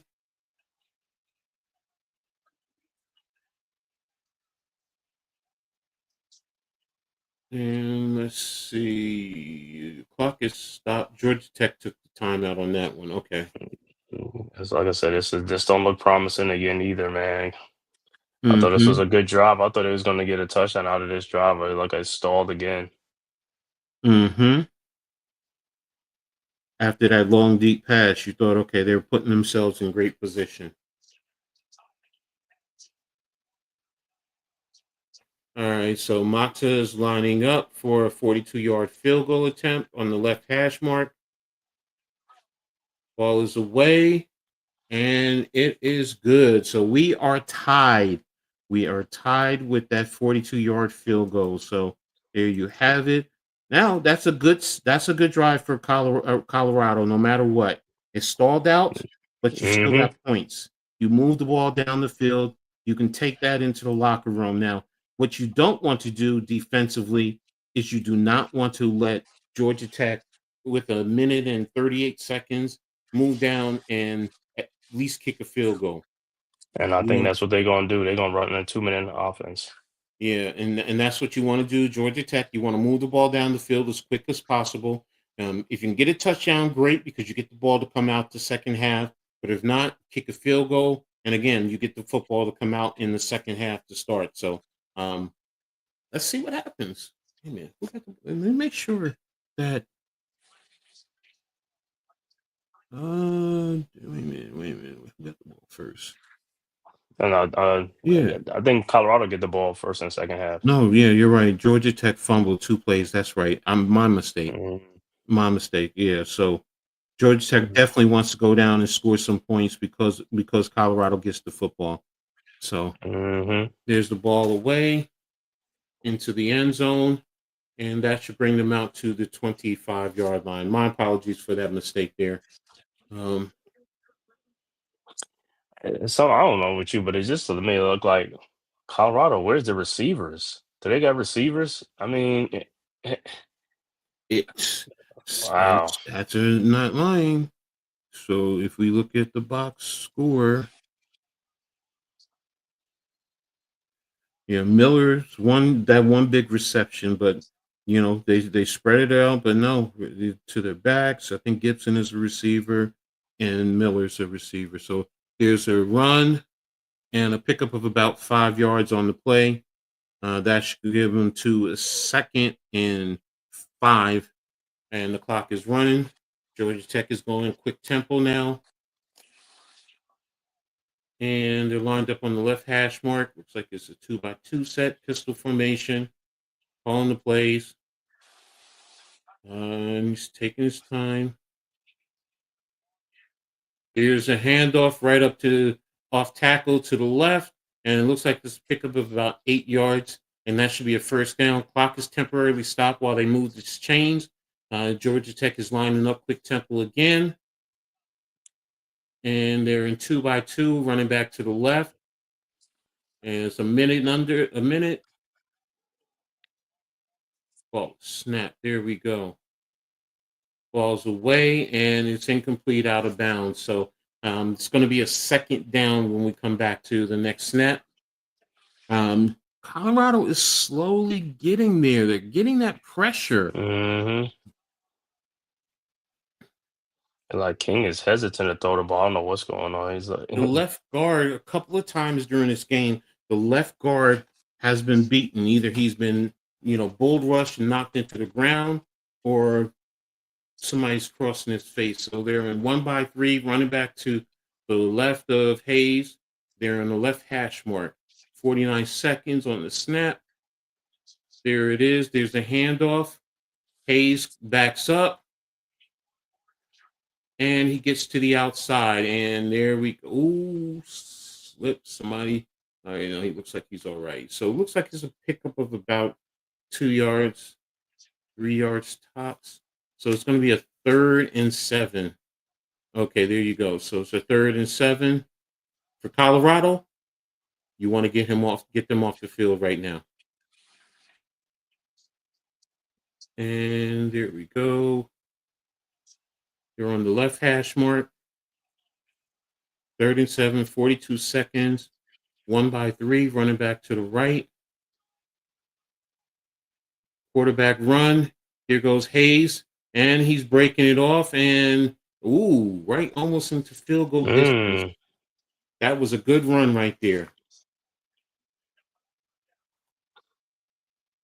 So you got about 5, 10. Tech trying to steal a score before the half.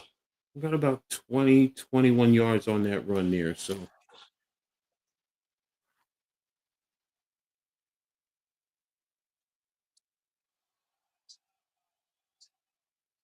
and looks like they're at about the 34-yard line. So motion across.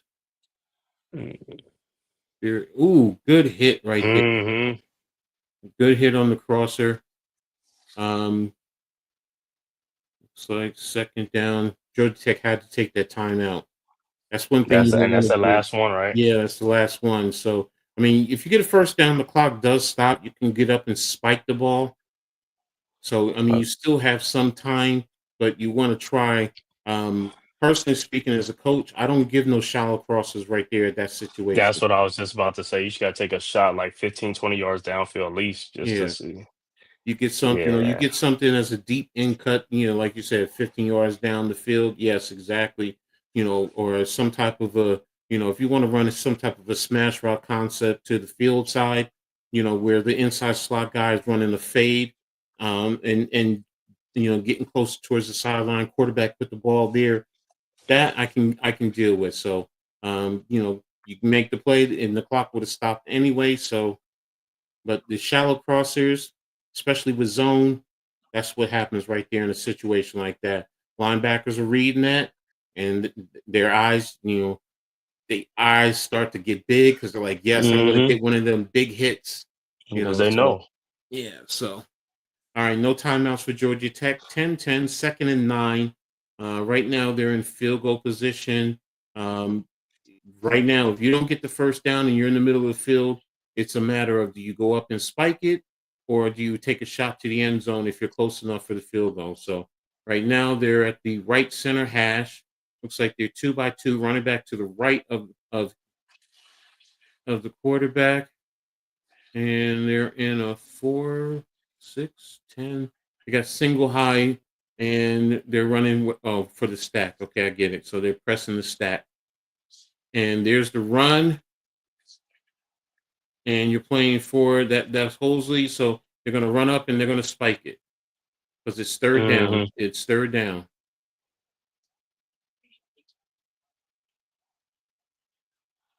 All right, just waiting, counting it down. There you go. So it's a 4th down and 2. So because you didn't want to take a chance if you didn't get the first down on 4th down, trying to run your field goal out there. So there we go. So we're lining up for a field goal.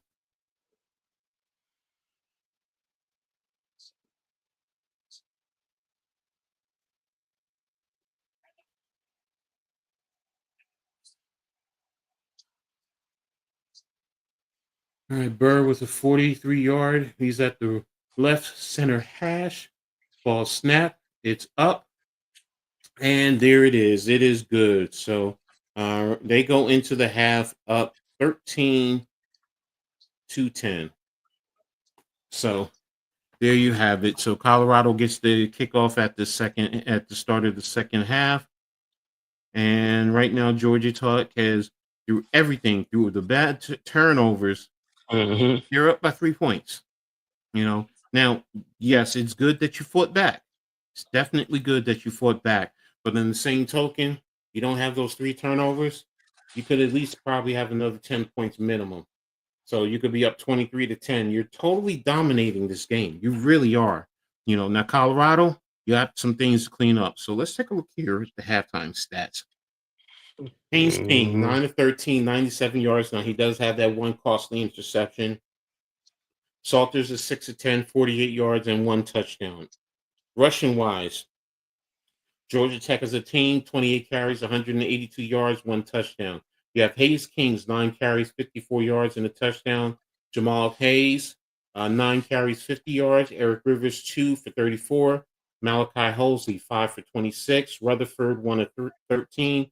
Bailey Stockton, 1 of 5. Colorado, Malachi Welsh, 3 of 24. Caden Salter, 6 of 24. Simeon Price, 3 of 21. DeKalon Taylor, 1 of 2. So that's 13 carries for 71 yards. So it's not like they aren't running. They just losing it. Right. Receiving yards, you have Stockton, 4 receptions, 48 yards. Hosley, 1 reception, 24 yards. Rivers, 3 for 24. Zion Taylor, 1 for 1. Colorado, Amarion Miller, 1 reception, 39 yards. DeKalon Taylor, 1 for 8 and a touchdown. Quentin Gibson, 1 for 4. Malachi Welsh, 1 for 3. Price, 1 for -3. Draylon Miller, 1 for -3. Georgia Tech has 2 fumbles that they've lost. Colorado has none, but they've recovered 2. In terms of tackles, Georgia Tech, Amarian Daniels, 3 tackles. 3 tackles, 3 solos, 1 tackle for loss. EJ Lightsey, 2 for 2. Cayman Spalding, 2 total, 2 solo. Andre Fuller Jr., 2 of 2. And Kalo Stone, 1 for 1. Amari Harvey, 1 for 1. So there you have it. I don't need to go down all that. And Right. And Colorado, Reggie Hughes, 7 total, 6 solo. Carter Stoutmeyer, 5 for 3. And Martavius French, 4 for 4. 1 tackle for a loss. So there you have it. Those are the big stats. And McKinney, 1 interception. And I'm looking at kicking. Here it is. Burr, 2 of 2, along of 43. And Amada is 1 for 1, long of 42 in terms of field goals. So there you have it. Georgia Tech hasn't punted all game. So that tells Crazy, you right? you need to know. If it wasn't for the turnovers, this would be a whole different ball game. And that's what they need to do. They need to continue with what they're doing, mixing it up with the run and the pass. For the most part, use your run game to control the clock and to continue to dominate Colorado. Colorado, you want to continue to try and see if you can get them behind the sticks and then get the pressure on them whenever you can. So, and then on offense, Colorado, you gotta be a little bit more consistent in the run game. You are getting something there. Let me take a look at the average and team stats. 18-5. So, I mean, look at that. 5.5 yards per carry. That's telling Right. me 2 plays, you're getting 10 yards minimum, 10, 11 yards. Mm-hmm.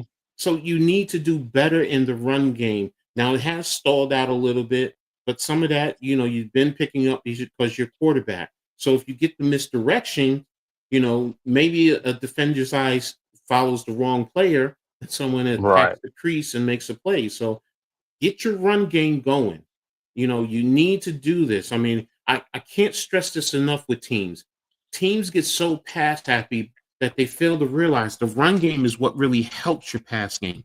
So, Yep. Colorado, step up, but go ahead, give me your assessment on both teams offensively and defensively, Dave. Um, like I said, if you're not even watching this game and you just listen to the stats in this game, you would think that Colorado would be up like 27 to like 13 or something like that because they've been Mhm, gifted like 3 turnovers plus great field position on mhm, each of the turnovers. And mhm, they had Georgia Tech pinned way back on one possession. So and that was a defeat right there because Georgia Tech went 98 yards and scored. mhm, mhm, mhm, So like I said, it's a little bit sloppy in this game on some teams. Like I said, they get in the scoring range and they get a little bit sloppy with penalties and stuff like that. But for the most part, it's also the only thing is just like Colorado just hasn't taken advantage of the opportunities and stuff like that. Georgia Tech has moved the ball at will. Like I said, they're not really. It's not Colorado defense still isn't as good. You know what I'm saying? Like I mhm, thought it was gonna be better this year, but it's still not as good as like last year's defense was bad. And it's almost the same thing too. They really can't stop Georgia Tech. If Colorado's playing some other big time team, they begin crushed right now. mhm, You know, mhm, but and for Georgia Tech, like I said, their problem is just on the offensive side, just losing those 3 possessions, but the defense has been playing good for Georgia Tech for the most part. So, and stopping a dual threat quarterback like Caden Salters and stuff like that. And like I said, Colorado, looking at them, I don't even, where's the receivers? I don't see receivers. They may need some receivers or something like that, mhm, because I don't see a big time receiver on a team, even though, Miller or I think what is it? It got to be Miller or Taylor, like their big time receiver, but he hasn't showed up. But he gonna need to show up in the second half though, and I think Colorado is gonna have to go to the air in this game too to loosen up that because Georgia Tech is getting there on defense. They're getting home, so you might want to just get some deep shots like we saw that one play where they got a deep shot and it made wonders. It got them into scoring territory mhm, mhm, mhm, because if you keep going like short routes and stuff like that, it chew up a lot of clock. It takes time, and then and if you guys are not really moving the ball, that's a detriment to your team. So I think in the second mhm, half that Colorado's going to have to open up, like go more to the air a little bit to throw Georgia Tech off, and then it can go back to the run and something like that. And then on the other side, for Georgia Tech, just keep doing what you're doing on offense, and the defense is playing well. Like I said, just hold on to the ball, and I think they'll have no problems and stuff like that. But at the way things are looking, I see Georgia Tech winning this game because something is just feels like Colorado is just to move the ball or just to even do it. Just like it's like they're stuck in mhm, quicksand or something like that. Stuck in quicksand, and their only good option is the Salters running the ball. That's about mhm, it. mhm, So Dion's gonna have to fire them guys up and something like that. I'm pretty sure he's doing that in the locker room and stuff like that. So we'll see in the second half. We'll see if it's gonna be a tale of two halves. Now, who knows? Maybe in the second half, Colorado could give up like three turnovers, and Georgia Tech could take advantage of those opportunities and really open up this game. But I'm gonna give you some updated scores. mhm. So far, Tarleton and Army still tied at 24 with 108 left to go in the fourth. In the third quarter, Michigan State 23-0. That means they got a safety in the third quarter, but they haven't done too much scoring in that game against Western Michigan. End of three, that's 23-0. And Wake Forest has taken a lead back on Kennesaw State 10-9. End of third quarter. Mhm, Also, late third quarter, 49 seconds left to go. Appalachian State up 27-3 over Charlotte. And start of third quarter, Illinois up 31-0 over Western Illinois.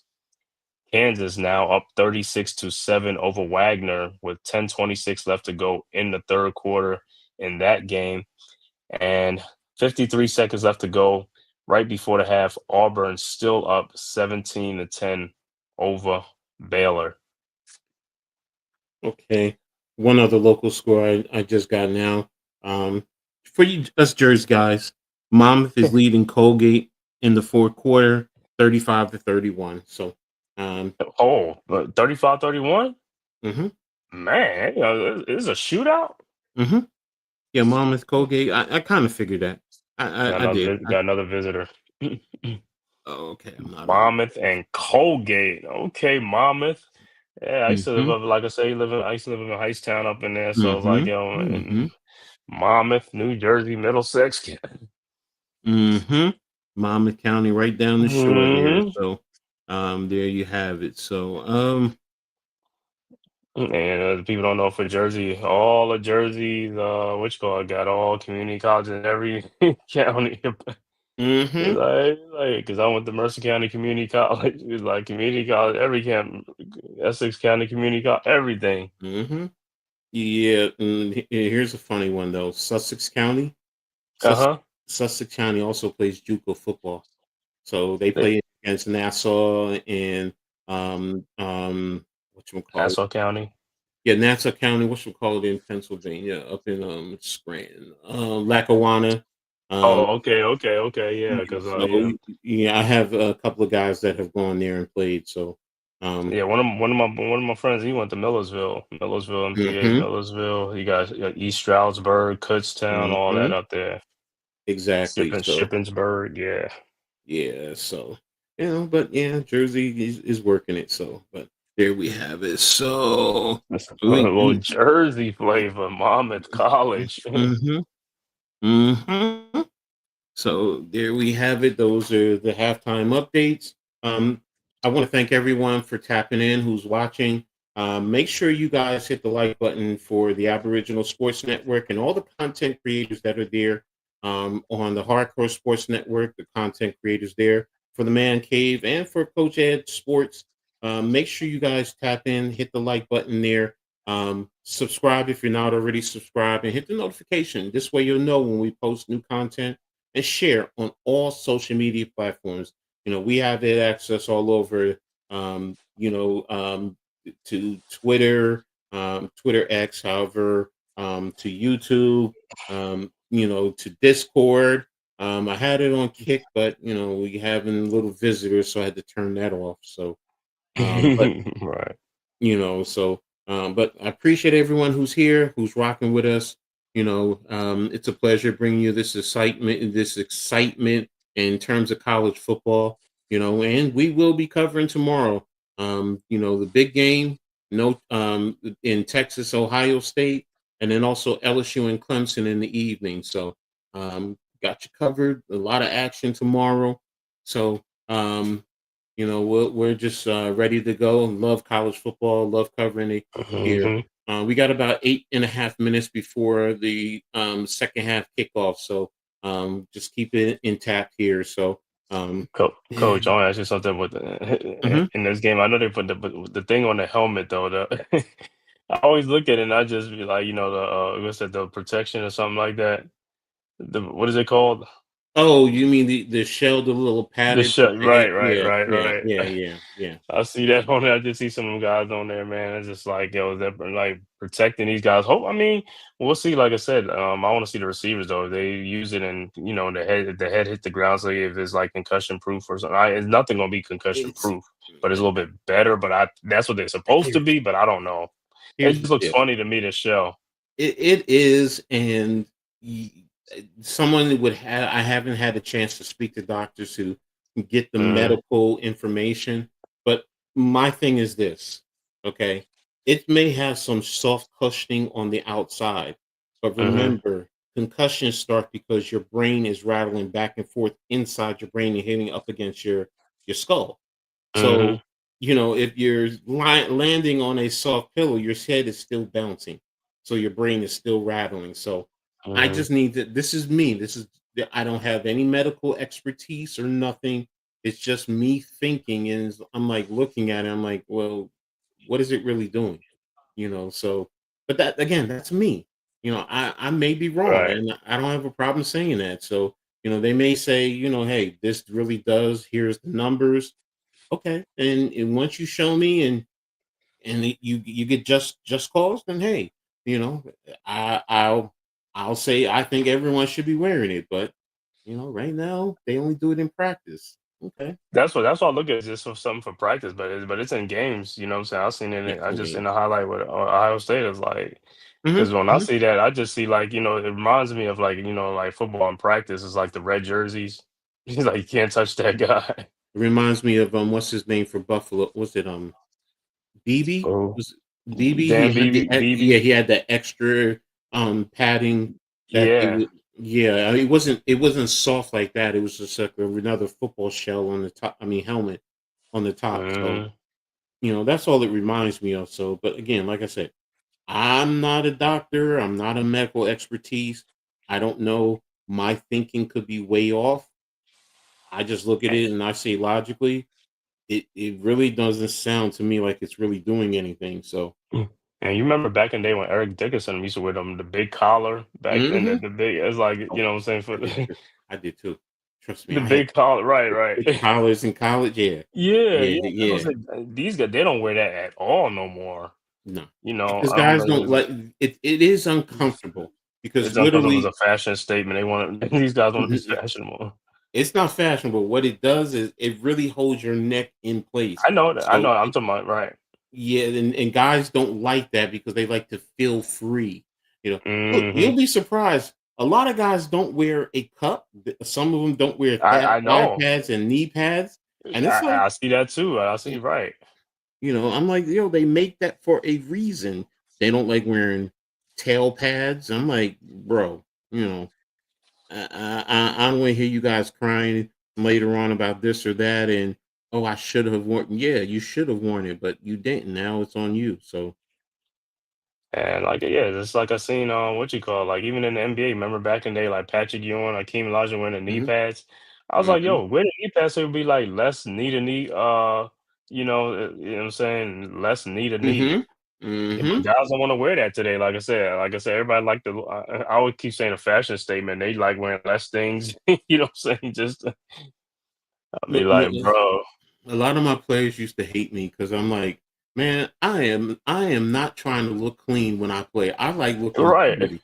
I'm like, You yo, said if you my come full uniform is dress, you come full dirty, padded. yeah, it's just like it's dirty. That means I've been out there working. When it's clean, okay, fine, you look nice, Hmm. but but I get it. You're on field turf. You don't get a lot of stains, and guys like if you look good, you play good. No, if I look dirty, I play dirty, and I play good. And you That, but said, that's me. and then the thigh pads, guys don't even have the thigh pads because the thigh Nope. pads stopped up. They stopped those.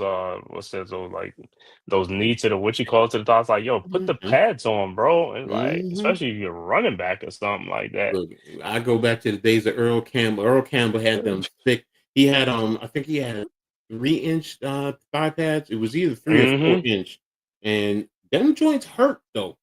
Them Mm-hmm. joints hurt. Even if you have shoulder pads on and they're Mm-hmm. running, they hurt. So it's like, And even what's that the rib cage brace. mm-hmm. You got a lot of guys in Okay. college don't really wear because they try you see their jerseys up and it's like they have nothing protecting. It's like, bro. Because Mm-hmm. you go up for a pass, you go for a pass that's like a high pass, and they hit you in there. You know what I'm saying? It's like there's no protection. Like you're Exactly. gonna get the So wind knocked out of you. You're gonna feel it, and you want to probably crack some ribs. exactly. So it's all right, guys. That's what you want. Go ahead. I mean, I've been there too, so I've seen a lot, man. I mean, I even That's played in right. college where a guy with his thumb during the Hmm. game, came to the sideline, his thumb, not normally fully extended, was all the way down. He was like, Gladney, pull it out. I'm like, hell no. He went to the Hmm. trainer, they pulled it out, they taped it up, and he went right back Hmm. in the game. I was just like, Uh-huh. bro, now that's a baller. That's Yeah, someone that you dude wanna said. you wanna He said, play "Take me football with. up." Yep. So, and you don't have that nowadays. Guys are, Same thing, like I said, it's just in basketball. Guys wearing low top sneakers. I mean, hell, they might as well wear Crocs. man, I'm wearing a high Slides or top, whatever. I taping my know, right? foot up, taping up nice and tight that, literally because the Support, tape right? the tape during the course of the game, it loosens up. You usually end up having to get it retaped during the course of the game. Mhm. So it's like, nah, man. I mean, high top fades give me stability and it allows me Mhm. to explode and really move a lot better. Because Mhm. you're torquing your ankle, you're twisting it, and it's like, do you not Oh, you understand? can put the sleeve on too, the sleeve for your Yeah, ankle, all the sleeve, all that stuff, and the support and all that stuff. But like I said, these guys like you watch them play, man. They got them low tops on with low quarter socks on, and all. It's like, yeah, you gonna turn that ankle real quick. Domino's. I know you got to be reheated. Whoever came up with that deal. Any What? pizza, any toppings, $9.99. Man, Yeah. come on. I know I used to work in the pizza Hut, so when you have deals like that, man, you're I like, know, God. It's like you're like, here they come again. Here they come again. yes. It's like, oh my God. But hey, I mean, you get unlimited toppings, man. You're gonna load up with whatever you want.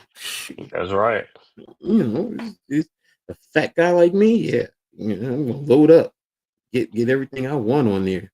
So, Yeah, and like I it's said, only man, you 10 bucks. just, yep, you just notice, like I said, you just notice the trend is a different day of time. You just notice the trend with athletes, the way that the Mm-hmm. uniforms and stuff. Mm-hmm. You know, yeah, I see baseball players. Remember, baseball players used to have the helmet with those side thing. So, Mm-hmm. so a lot of these guys nowadays don't even wear it unless they get hit really. But you don't see it too much no more. I was like, Nah. okay, The one thing I do see is the big elbow pads and the yeah. sleeves down here. It's like, well, that you feel more than your jaw. Okay. All right. Hmm. We're getting ready to come back to live action at the start of the third quarter. Both teams are lining up. We'll see with Colorado. We'll see how when they come out on their first possession, how they gonna attack. They gonna score. They need a score though. Mm-hmm. Mm-hmm. They definitely need a score, minimum 3 points just to tie this game up. Um, so man, those turnovers, 3rd and 2. There you go. And that holding penalty. Up, that holding penalty. Oh no, it was a touchdown. That's what they got. So there you go, King, and the ball's away, going into the end zone, and there is the touchback. So we are ready, and we're off on the third quarter. So 13, Georgia Tech leading 13-10 over Colorado. So, um, what is Georgia? From What does Colorado do right now? So at home in Boulder, at home, mhm. everybody gets listen. This is the first game without Shador and Travis Hunter, man. Y'all should have showed up and showed out in this game, man. Let me see what y'all got. Ooh, LSU has lost 3 straight openers under Brian Kelly. Ooh, ooh. All right, so Salter's back at quarterback on the left hash mark. Running back Welsh is to the right of Salters. And they're in 1-by-3, unbalanced set. And there it is, running off tackle to the weak side. And there goes Welsh. No, And a big explosive play right to midfield. So that's a pickup of 25 yards. So good play right there for Colorado. he stepped out on his own. He stepped out. I thought he's like you should just like, punish somebody probably.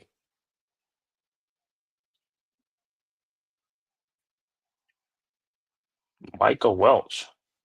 All right. So actually, he didn't get 25. So he got 22 yards. So he's at the 47-yard line. So there you go.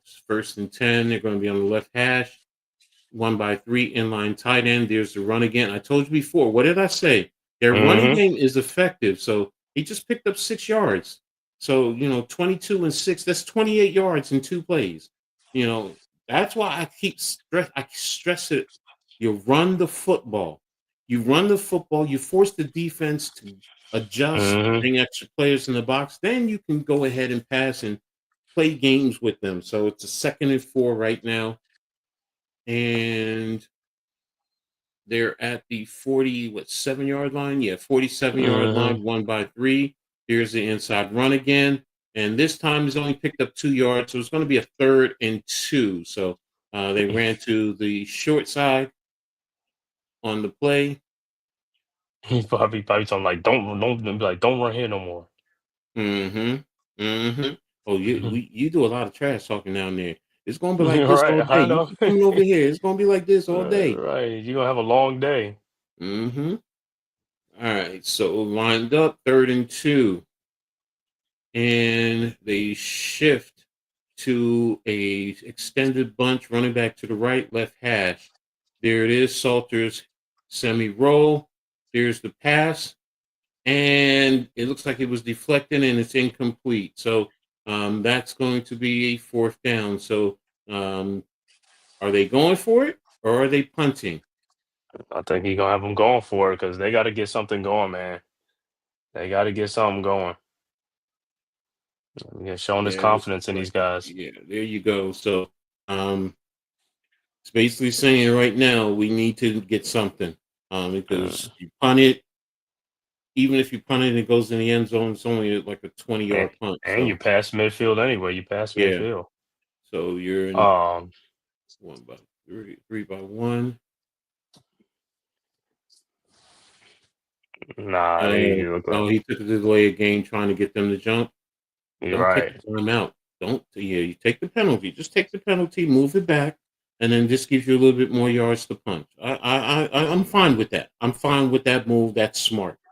Now you punt the ball and hopefully you can pin them deep. You want to try and get the ball inside the 20, preferably inside the 10. And the best case scenario would be at around the 1 yard line. So, but Yeah, if he can pin them back.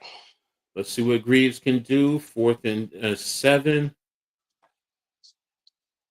They're right around midfield about. There's the snap. Punts away. It's going to fair catch it, and he has it at around the 14-yard line. So, Yeah, I'm sorry, Georgia Tech will take over at their 14-yard line. Aflac. yeah. I think they should have went for it on 4th and 2, man. Past midfield, a little bit past midfield. Go ahead, man. Mm-hmm. Put some confidence in your guys, man. You Mm-hmm. know what I'm saying? What Mm-hmm. you got to lose, you know what I'm saying? That'll probably spark your team and something. But doing it's like we'll see. But if Tech scores here, man, they'll go up 2 scores. That's the problem. If they score a touchdown, they'll go 2 scores. All Make more right. So, visitors. I just saw that. So, Mm. there should be on the right hash. 1st and 10. Oregon and round. Quarterback keeper. Wait a minute, what happened? What happened? Oh, flag on the play. False Hmm. start. Okay. Yeah, I don't know these guys. Come on, guys, man. Y'all gotta get you. Got the momentum. Let's go. Mm-hmm. Good Lee Corso. Mm-hmm. I ain't play at Florida State, huh? I didn't know that either. Lee Corso. Okay, okay, coach. I see you. All right. So that was a false start. So it's a 1st and 15 at about the 9 yard line. Quarterback heat. There he goes, and looks like he picked up about. Looks like it's about 9 yards on that Yeah, play. about 10 or something like that. Yeah, Yeah. man. Yeah, Dion was like, I can't believe it. Picked up 9. Yeah, 2nd and 4. So he picked up 11 yards on that play. So there you go. You know, so I'm having deja vu from last year defense. Mm-hmm. Mm-hmm. So here we go. We're going to be on the left hash. All right, they have the tight end and the wing to the left, running back to the left, 2 receivers to the right. Inside run with the running back. And looks like he picked up about 3 yards. What's up, NYG? How you doing, brother? What's good, Hope all is NYG? well. This game is very interesting. Yeah, I know, right? You know, Georgia Tech 3 turnovers in the first quarter, and they have the lead up by 3 points. So yeah, Dion was oh yeah, that's right. He was with Atlanta. He was with the Yankees, but he was also with Atlanta. Mm-hmm. Mm-hmm. So right hash, here it is, quarterback keeper, and there he goes, picks up about He got that 5 yards first on down. that play, and he got the first down. So And that was a hot snap, but he held on to it. mm-hmm. Who that is. All right, so 1st and 10, 11, 15 on the game clock in the third. On the right, they're on their right hash. Mm-hmm. Here it is to Haynes, and it looks like he picked up about a yard. So it's going to be should be a 2nd and 9. Yeah, looking at some others like Michigan State look like they're gonna have problems against scoring. Same old thing for Michigan State, low score. I thought they were winning. Yeah, they are. I mean, 23-0, but they just been Oh, on 20. I got you. I got you now. Yeah. And then that Kennesaw game, man, it's still 10-9. I'm like, good lord, Wake Forest, you struggling with Kennesaw State. And there it is. Pass overthrown to the running back in the flat. Good read. Locker bed. What the? Wow. Players get beds in their lockers. Now I've heard it all. Yeah. Wow. I'm comfortable with the recliner chairs, but beds? It's the Oh. coddling age. We're in the coddling age. Okay, so 39 for Georgia Tech. Colorado wants to get them off the field right now, which would be good for them. At the 28-yard line, ball is snapped. There's the pass. And incomplete, right over his head. Good undercut right there by Colorado's defender number 23, Carter Stoutmeyer. It's something with the way he throws the ball. I don't know what it is. It comes funky off his hands. Haynes King's passes almost like he's throwing it up into the stands or something. I don't know what it is. Well, it's the hitch and the release point too. So, Right. Yeah. And so he's not a short quarterback. He's a tall quarterback. So, I mean, again, I know the lineman and all, but still, I mean, it's just the way he throws the ball. He's just like something don't look right. It don't like he said he got to fix that hitch or that release, man. Mm-hmm. Colorado just took a timeout. Why? I don't understand. The only thing Yeah, I can well, think is you probably don't have enough players on the field. That's the only thing I'm thinking. that's the only thing. Like, it's right. And if you do that, oh, I feel sorry for that player because as a coach, I have to burn To a waste your timeout time, because right? you are not paying attention to the game. And it's early in the third quarter. It ain't like it's like late in the what you call it's early. It's like Hmm. that's a timeout that you're gonna need at the end of the game, Yes, it man. is. Yes, it is. So that's Also, you need if you're gonna challenge something, and if you lose, you be like, oh, mhm, there's one less timeout. You be like, I don't have too many timeouts to challenge use. exactly. So that's a situation where, son, come over here and sit on this bench. You're done for the day. That's Right. exactly what I would say. You're done for the day. Sit down. After the game, we will talk. So, Just have to think about what you did. Like you just costing us. mm-hmm, mm-hmm. But the only thing with this game, man, both teams it's the one score game, so both teams are still right there, man. It's anybody's game. It's not like it's Oh what yeah, I'm saying, it's anybody's game. So that's why it's almost like, but I think when you get down two scores, that's when it becomes more like pressure and stuff like where it's like more of a sense of urgency. that's what this is with Georgia Tech. They go down and go up 10 points. It puts even more pressure on Colorado, and it Hmm. changes how you attack the actual game. So, it definitely is. It is it this is a critical situation for both teams right now to start this quarter. Most people say, Hmm. well, it's still plenty of time. Yes, it is. But if you look at the flow of the game and the way it's been playing, it's been a Hmm. struggle for Colorado to really move. Yeah. So they've made plays here or there, but it's still Hmm. tough for them to move. If we take a look at their total yardage, you know, um, 298 to 149 in total offense. Look at the That's rushing not yards. impressive. No, look at the rushing yards. They're Georgia Tech has 100 yards in total rushing yards over them. So, and that's how you control the clock and how you control the game. So, And Georgia Tech is controlled. I mean, that's three turnovers. They could have had even more. exactly.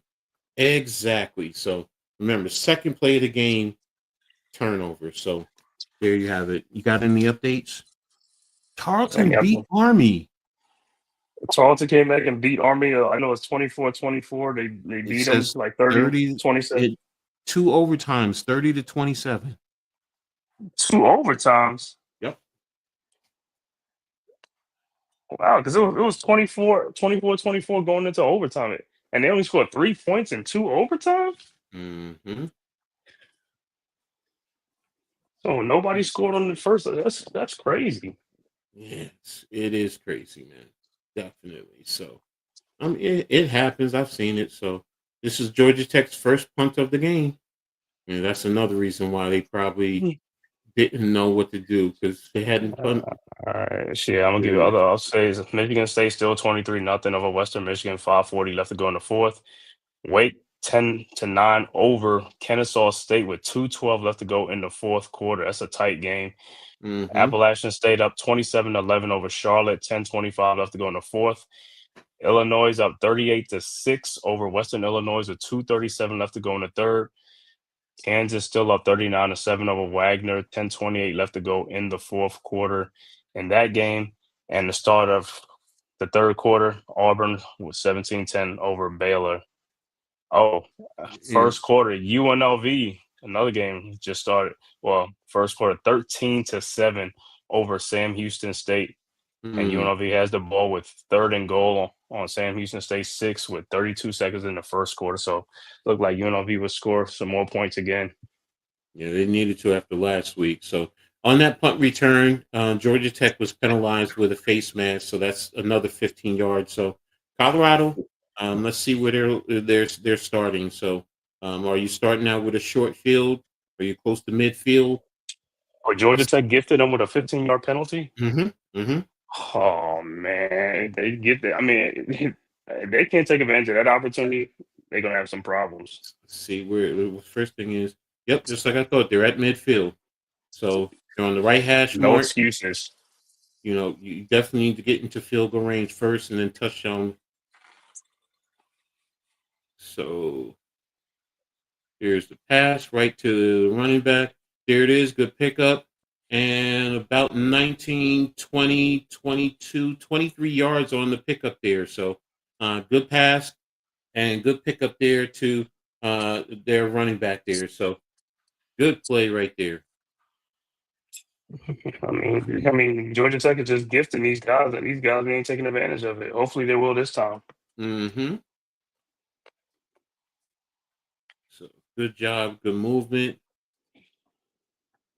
29-yard line. There's the run. Good bounce to the outside. And he has the corner and a good pickup of about 8 yards there. So Welsh with a good run right there. They're definitely in field goal range. So they're definitely moving the ball. Good blocking up front. And he got that edge. And there you go. Got up to, what is that? The 19? No, what was that? I hope they're moving the ball to get a touchdown, not field goals too, but need touchdowns. All right. So 2nd and 2. Flip this trade to side. Another inside run by Welsh. Pickup of 3 yards, and that is a first down. So there you go. They're just running the football, which is what I've been saying. Much Your needed. running game has been effective. So, just continue to use it. What has Georgia Tech been doing? Running the football. Do the same thing. All right. So they're in center. It looks like they're about the 18-yard line. So spread out with the run. Fake to the running back. Salters. Ooh, good fake. Good fake by Salt. Ooh, and that should be a penalty. Hitting him out of bounds. Looks like he picked up looks like he originally picked up about 7 yards. And then he got hit out of bounds. So that's going to make it half the distance to the first down. So these penalties right now are hurting Georgia Tech right there. So all right, wait a minute. When a referee has Yeah, his hat yeah. off, Georgia Tech is gift wrapping them. personal foul late hit out of bounds. Georgia Tech is just you just letting guys gift wrapping the touchdown to them. Mm-hmm.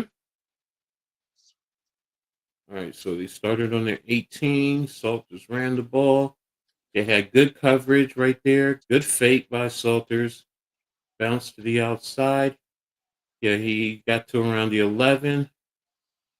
Yeah, he got hit right around the 11. So the ball's at the 5-yard line, 1st and goal. 3 inside run, Mm-hmm. and there is a 3-yard loss on that run there for Welsh. Man, their interior offensive line got to play much Now stronger at the attack, that was man. that was the end. What should have happened is Salter should have read that and kept the ball. If he keeps the Mm-hmm. ball, he could almost literally walk into the end zone. Mm-hmm. So, uh, but again, if you tell him to keep it, then you got to let him keep it. So, smart quarterback would have kept that ball. So, and they're lined up, middle of the field, double wings, inside run to Welsh again, back to the 5-yard line. So he picked up the 4 yards, and they're back to a 3rd and 5. So now, are you going 2 downs to get the touchdown, or are you just Right. trying to, or are you going to pass into the end zone to try and get the touchdown and then kick the field goal? So let's see what happens here. So Georgia Tech penalties.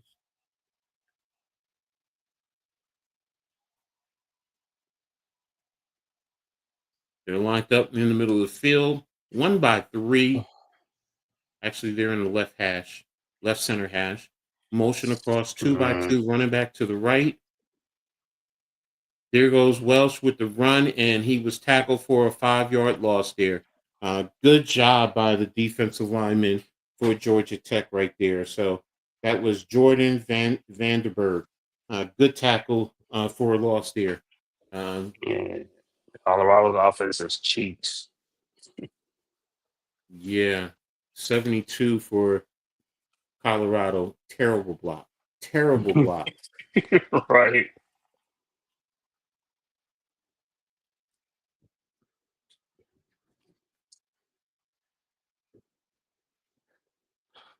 That's crazy, man. They Okay. get near there, they just act stupid. They get near the goal line and act stupid. 9-yard field goal attempt. Ball is up, and there it is for Mata. And we are now tied again, 13-13. And sloppy play still continues, whether it's penalties or critical mistakes. So there you have it.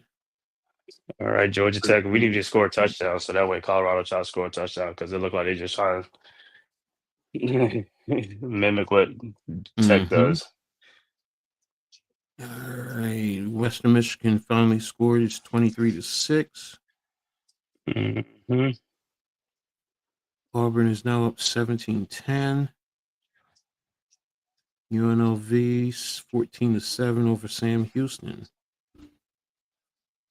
There you have it. Monmouth is up 42-39.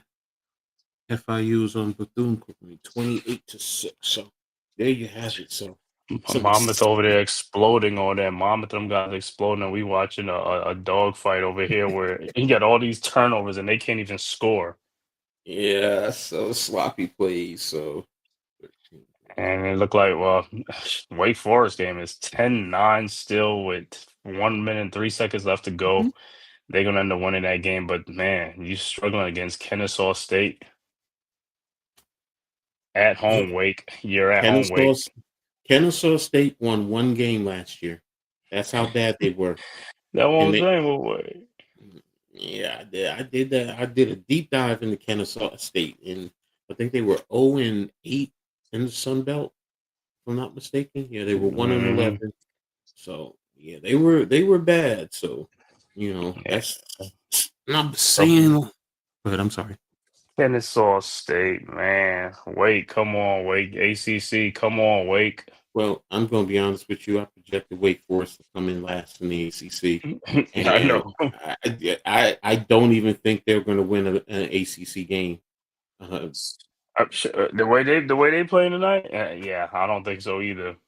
yeah, no, I So I mean, don't know what the quarterback play looking like or who it is. I don't know what's going on. mm-hmm. So, Salute, Jacob Petruzzi. What's good, Jacob? what's up, Jacob? Man, how are you, brother? Um, oh yeah, what's up, man? I didn't know. Yeah, he had cancer. This was reported a couple Probably months by ago. yeah, and he had that procedure or something like that. Yeah, So yeah, yeah. So, um, I mean, I'm just glad he's out there coaching, man. So, right. he's still fighting, and he's instilling that pride into his players too. So, and look at it, 1-11 before Dion got there. So, Mm-hmm. mm, he has changed the culture. He Look like really it's still has. look like it's still raining out there, raining off and on. Mm-hmm. Mm-hmm. And yeah, Warren Sapp, what Marshall Falk is on staff over there. Pat Shermer. You got some NFL guys over there, so but you got Marshall Falk. Yeah, you better be running the damn daggone football. I mean, you had one of the top running backs in the NFL. So there's the kick away off the right hash into the end zone, and that is a touchback. So that's going to bring the ball out to the 25-yard line for Georgia Tech. So Georgia Tech, come back. Just use your run game. You should pass when you need to, but just focus on the run. You bet all the celebrities be up in the game at Boulder, huh? It's like Mm-hmm. they ain't never come to Boulder before. Everybody be coming to Mm-hmm. Boulder. Randy Moss said, "Yeah, I saw it when he spoke to. He said, I'm here to see you guys, and I believe in you guys, and I want to see the show. So there you go."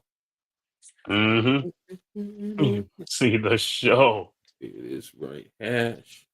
Here's it right over to the fullback, right over the middle. Good call right there. That was a very good call. Tight end, you hit him with an over route off of play Mm-hmm. action, off of the run. Linebacker's going to dip in and bite off of that, and it was right there. Yep. They trying to keep the Buffalo's defense on their Hmm. toes. So that was a good pickup there. That was a pickup of about 13 yards. Quarterback heat right up the middle.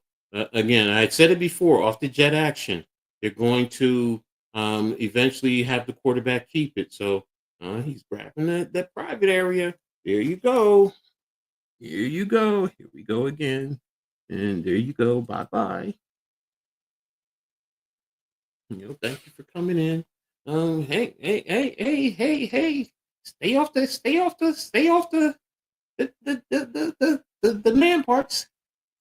Here it is, outside run to Haynes. Good tackle for a 1 yard loss there by French. Good job. He's having a good game, with the tackles and the 2 fumble recoveries in this game. So now a good tackle for a loss right there. So um, keep coming in. I'm just going to keep taking you out. You're supposed to ban you guys. I don't know why. Oh, you're changing it. I see what you're doing. You keep coming up with something different, huh? Yeah. And there's the play to, and are they giving him the first down? Oh, they're giving him the first down? That line judge came in and you see he put it right at the yellow stripe if that's Oh, the first down. he probably because he was on top of the player. He wasn't, that's probably why. Yeah, he never. Oh no, he wasn't down. Let me see the backside. Yeah, he wasn't down. That back knee was down, the left knee. It looked like it went down initially. So let's see. Let Yeah, me Tech get trying to it. move that ball, trying to get that touchdown. If they get a touchdown Mm-hmm. now, that's going to force Colorado to get a touchdown. Mm-hmm.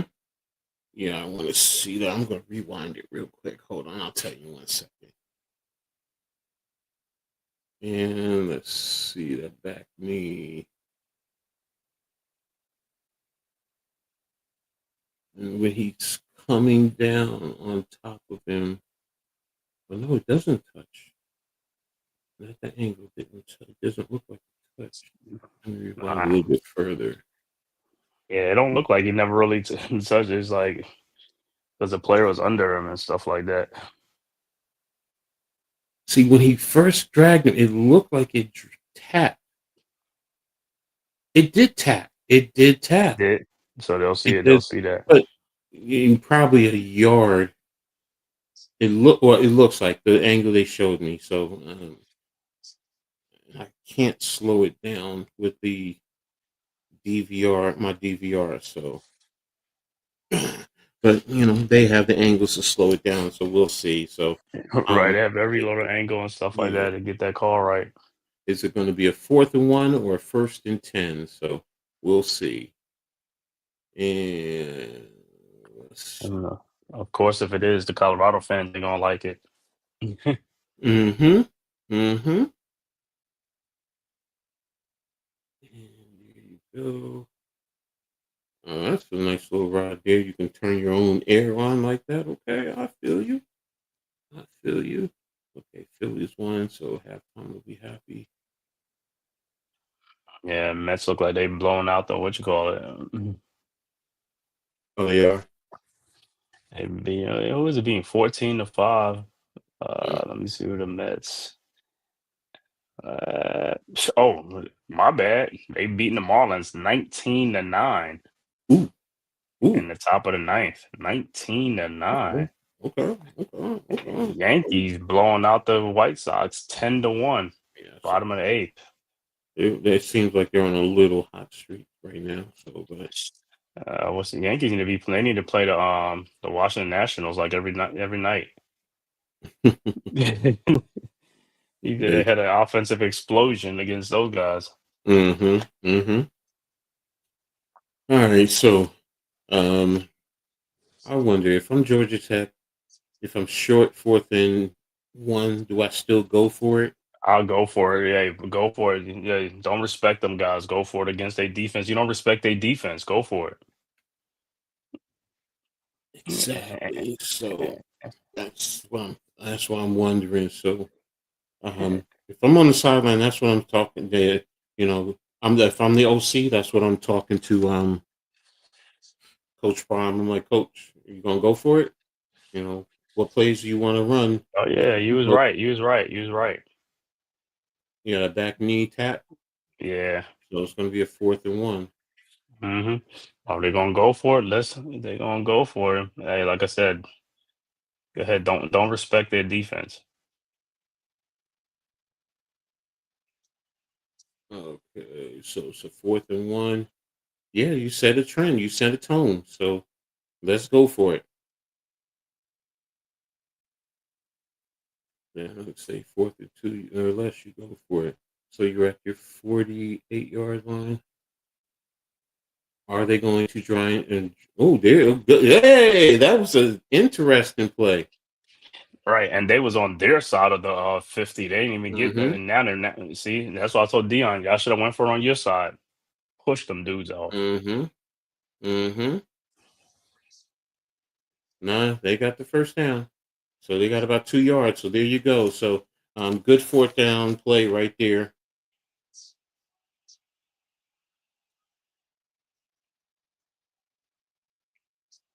All right, right hash mark 2 by 2, wing to the right, wing motion across, outside zones to Haynes, and there he goes, and he picks up about 8 yards on the play. So good job right there, good fake, and attacking the outside. So and Mhm. yeah, they showed Tarleton kicking the field goal to win the game. That's a big one for them. They 2-0. Yep, they're FCS though. That's the thing. I think Yep. yeah, they're Yep. Yeah, FCS. they are. Yeah, so all right, 2nd and 2, 8-yard pickup there. So they're on the left hash mark. Looks like they're in a 3-by-1 set with the running back to the right. There they come back and good tackle for a stop there by was that Mitchell? Look like McNeil or something. McNeil, Amari McNeil, 6'4", 300 senior. So um, beat the guard right across his face. So there you go, right across the guard's face. And they ran a stunt for moving him, looping him down into the inside. So there you go, good call. 2-yard loss. And there's the run, quarterback run on 3rd and 4. It looks like he picked up about 6 yards. So that should be a first down for Georgia Tech. So yeah, you pulled the backside guard, so you ran power off of the back Mm. at backside action. Yeah, he got about 4 or 5 yards. So that's a first down there on that play.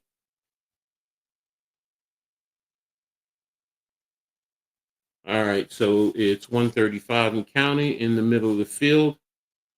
Outside zone for Georgia Tech. Good pickup there, about 8 yards. And that's Halsey on the run there. And that's exactly what I said do with Georgia Tech. Just stay with the run. Mm-hmm. Hit them with the pass when necessary. That first down play. Everything else has been pretty much run, I believe. Yeah, I think everything is run. So if from Colorado, do you want to do run blitz? You do a run blitz. So that's something that you want to think about because they're getting chunks here. So 2x2 inside run. Here's a nice run by Halsey. Oh, And look at that, about a good 11 yards on that play.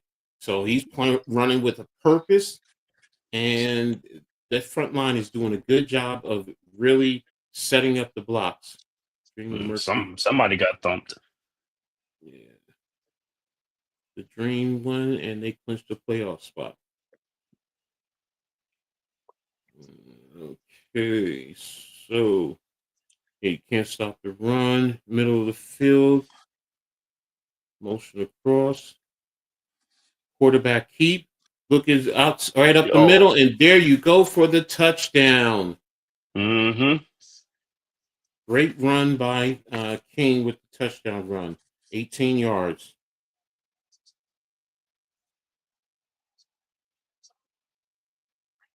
14 seconds left in the quarter. So pending the extra point.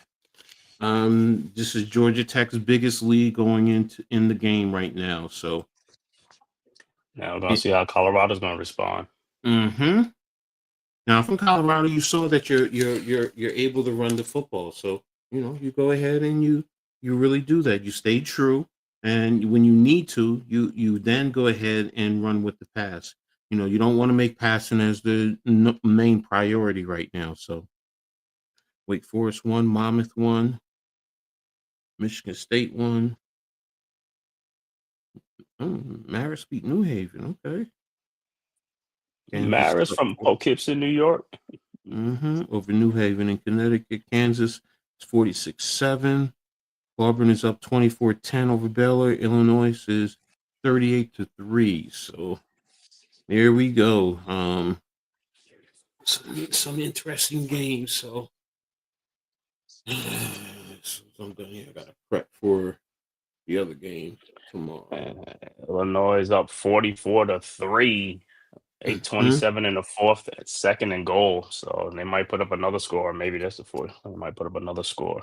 I gotta remember. I gotta send you the link for tomorrow for post. I'll do that once we're done here. Mm-hmm. And the kick is away. Ball into the end zone with another touchback.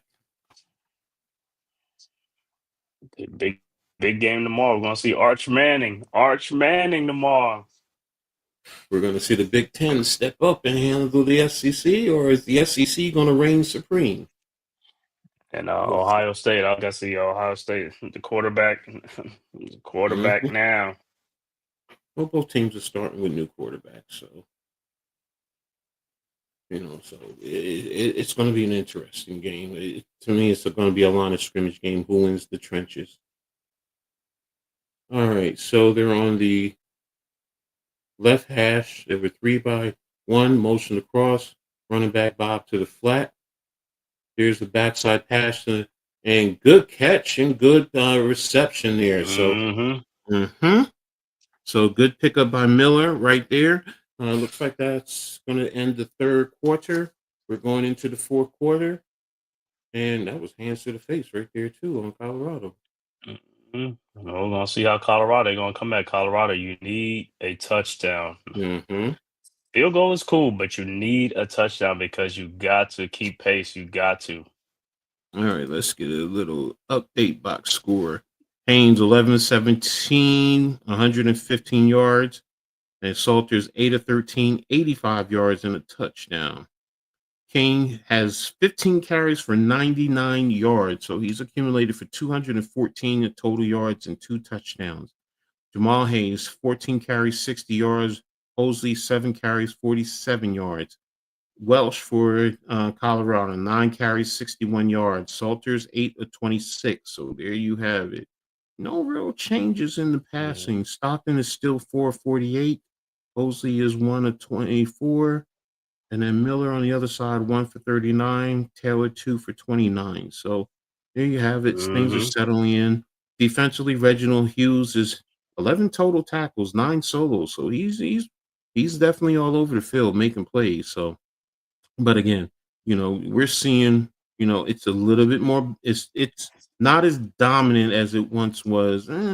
Well, Georgia Tech 373 to 199. So you're up 174 in total yards. So, 258 in the rush yards. Wow. For Georgia Tech, right? Yeah. Yeah, King has both of their touchdowns. The quarterback got Yeah. both the touchdowns. Yeah. Penalties are still hurting both teams. 6 of 55 for Georgia Tech, 5 for 45 for Colorado. So definitely it's going to be interesting right here, this drive for Colorado. You can't punt. You got to go down and worst case scenario, kick the field goal, but best case scenario, tie the game up. Because you want to at least have the ball last opportunity the way this game could possibly, it's seeming like it might go, because the offenses are starting to pick up a little bit more.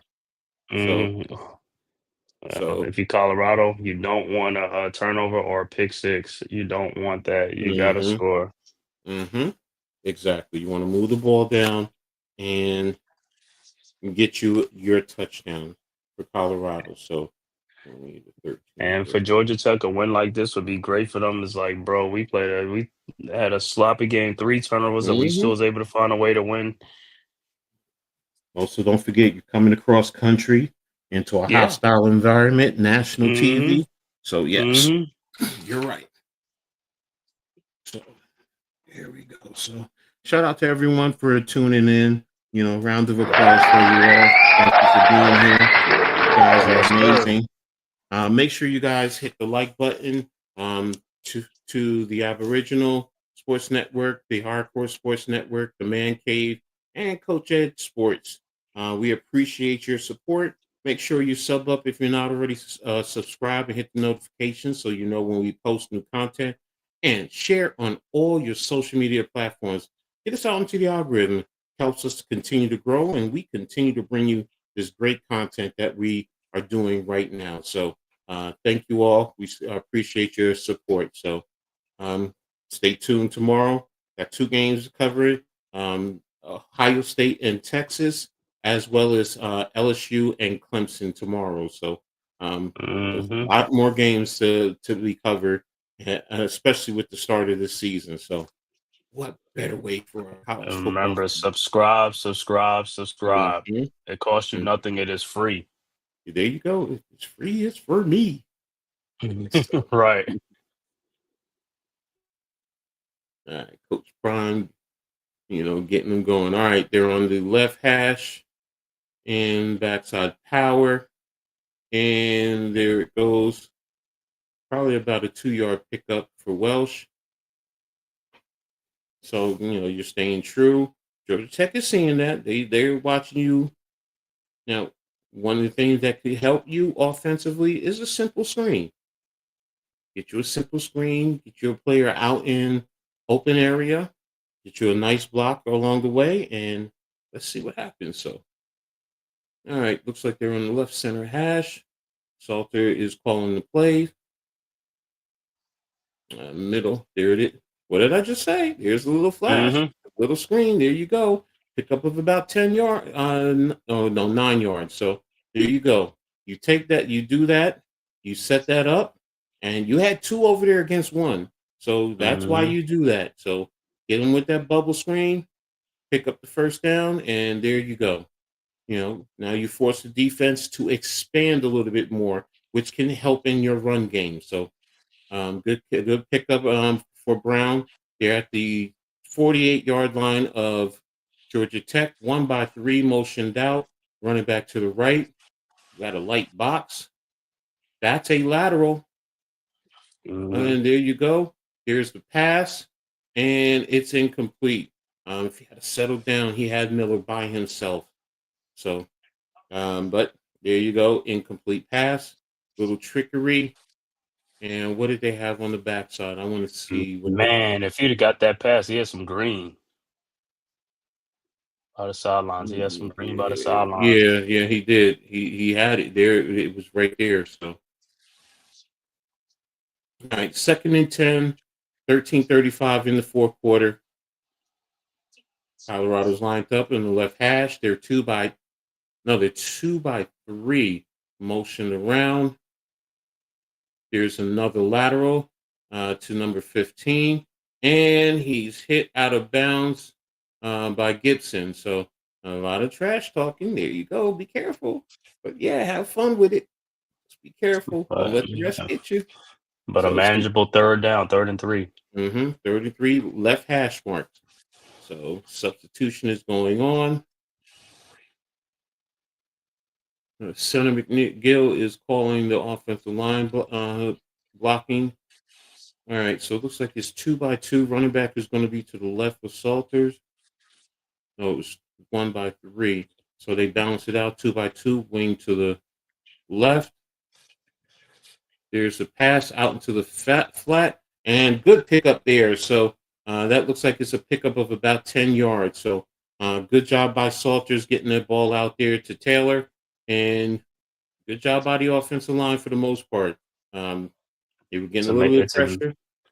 I'm sorry, it's go ahead. amazing. It's amazing when you're down by a touchdown. How you like the sense of urgency. Mm-hmm. Exactly, man. That's an excellent point. Your sense of urgency does step up. So there it is. Good pass. All right, let's go on to the next play. Got it.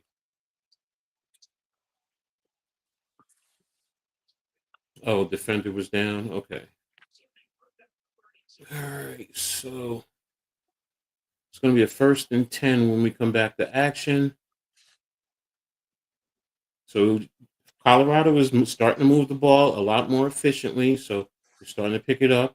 Now you want to come back. You're probably going to give them a little run action just to try and keep them a little bit more honest and see what you can, if you can get a crease. All right, so they're going to be on the left hash mark now.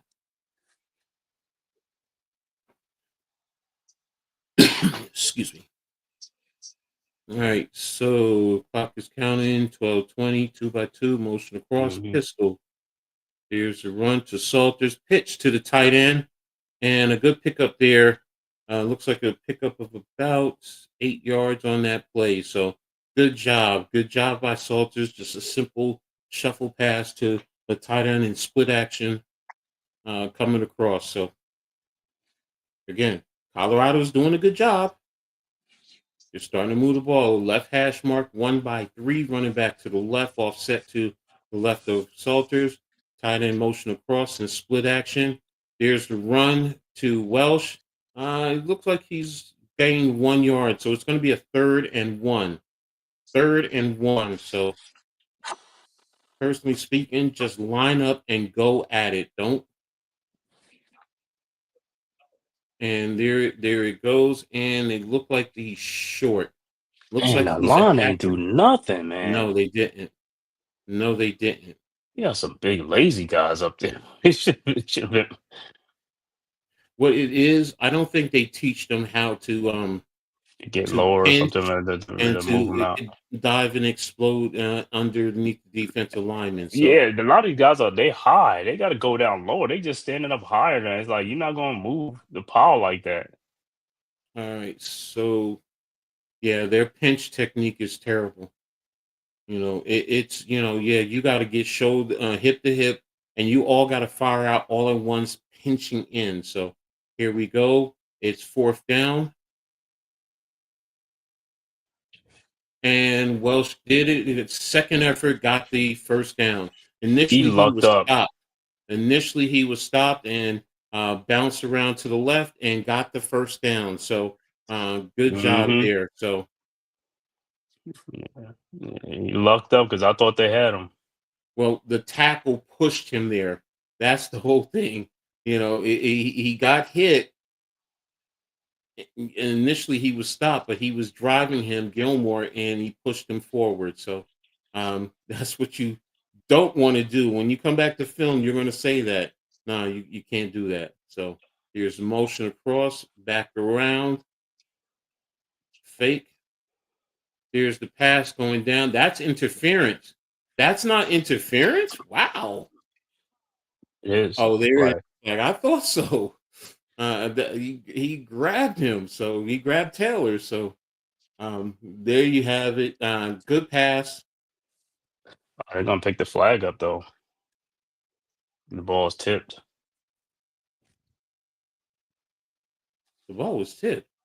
Yeah, when he released it. Okay, I missed that. I missed that one. So his hand was tipped, not the Yeah, ball. right. That's all I'm saying. It's like, yo, it looked like he just hit his hand.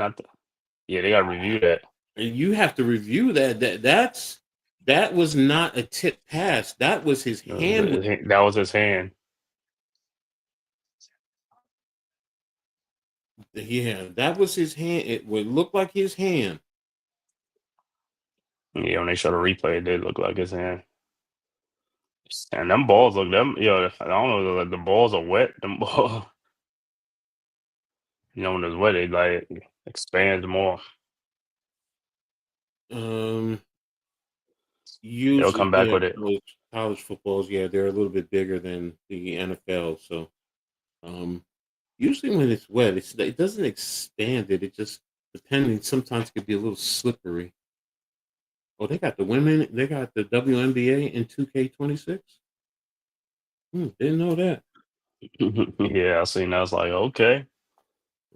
I'm still not gonna buy no game. Sorry, that's just not my forte. I don't know. If I was playing no game, yeah, I'll get Angel Reese to put on my team to get rebounds. Use the rebounds, right?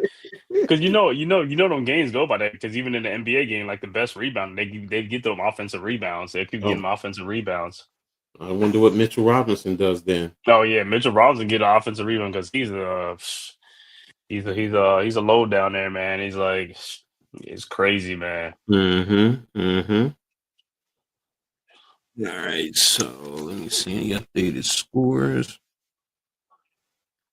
And well, Baylor cut down Auburn's leads 24-17. UNLV is up now 24-7. And San Jose and Mm. Michigan are just basically starting in the first quarter. They're on FS1. Okay. Yeah, Illinois is up 45-3. Mm-hmm. And who else? Oh yeah, the other games went final. Yeah, they're going to be tough for Rutgers to face this year. Let me Rutgers. see it. Well, Wake Forest beat Kent State 10-9. Mm-hmm. Mm-hmm. And Appalachian State beats Charlotte 34-11. So it's the first game of the season, so Mm-hmm. that's why you always see a lot of sloppy plays here. And remember, college football, they do not have preseason games, so you don't work out a lot of the kinks until your first game going into your second game. That's where you really try to hone things and clean things up. So we'll see what Mm-hmm. happens going forward. So all right, come on, let me see the review. What's taking so long? I mean, yeah, it looked like it was a hit of his hand, not the football. So,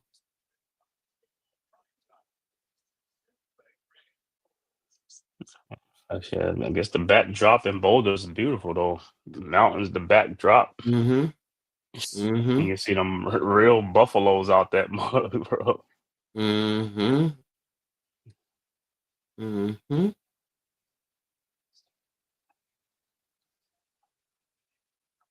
All right, so here's the Why they say play. they're not gonna overturn it? Let me see. He hit his hand though. That should be no deflection. Oh man, they still pick up the flag though.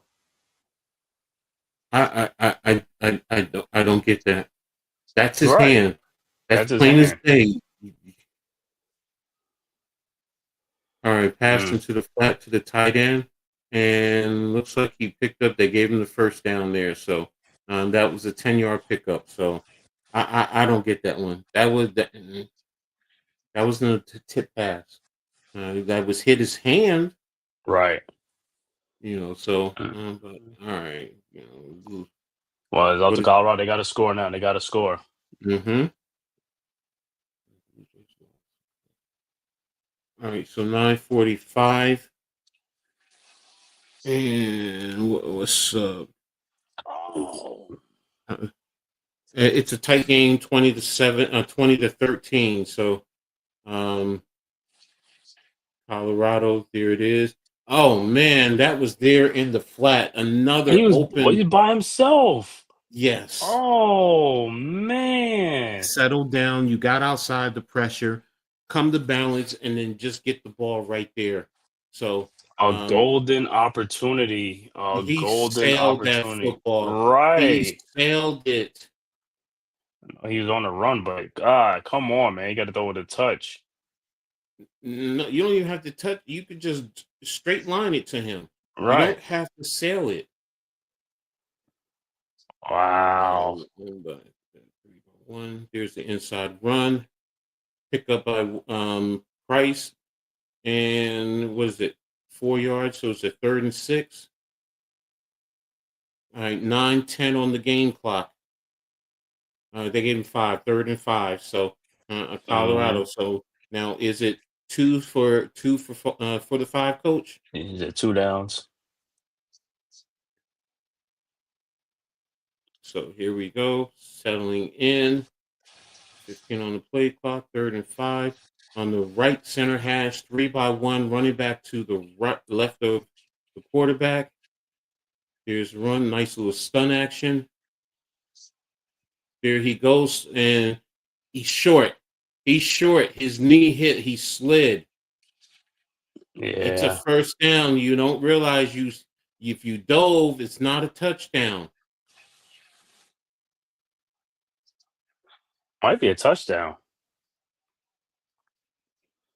Yeah, might be a touchdown. They might have to review. They're gonna review and look at it Oh again. yeah, that is a touchdown. No, he did not.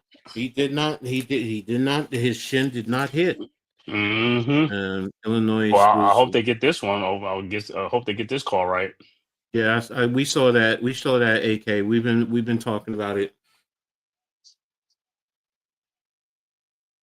So review this. Yeah, this one should be easier than the other one. Come on now.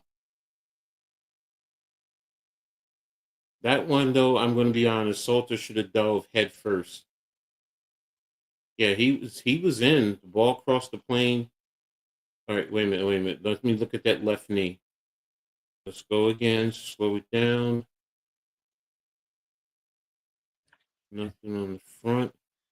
Yeah, you see that thing kick. Yeah, You see that thing kicking up. That's the thing that she was holding in her hand, kicking up in the field. no, that should be a touchdown because Yeah. the ball crosses the line, went before Mm-hmm. the knee hits. Ball's over now. He's up. That's touchdown. Mm-hmm. That's a touchdown. So there we have it. Well, we asked how Colorado's going to respond. They had to respond, and they responded. So now we'll see Hmm. Georgia Tech. So now we're just waiting for the review to clear. But all indications are that ball crossed before the knee hit, before the shin hit. So the only thing that was touching was his feet. So that is a touchdown. There you go. You can't see Mm-hmm. the angle of the ball. Touchdown. There you go. So call was overturned. So right now we're just waiting for the extra point. Salters with the run, 8:04.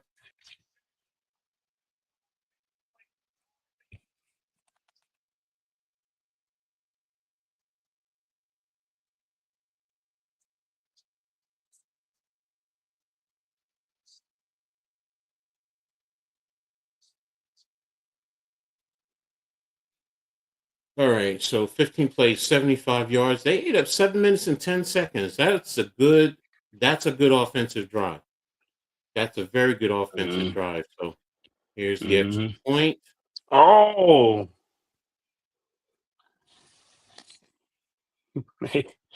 It still went over.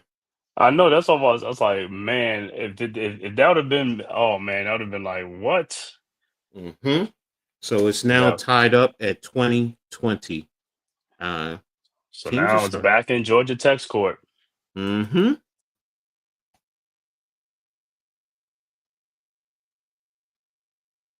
This game is starting to pick up. So let's see what Georgia Tech is going to do now.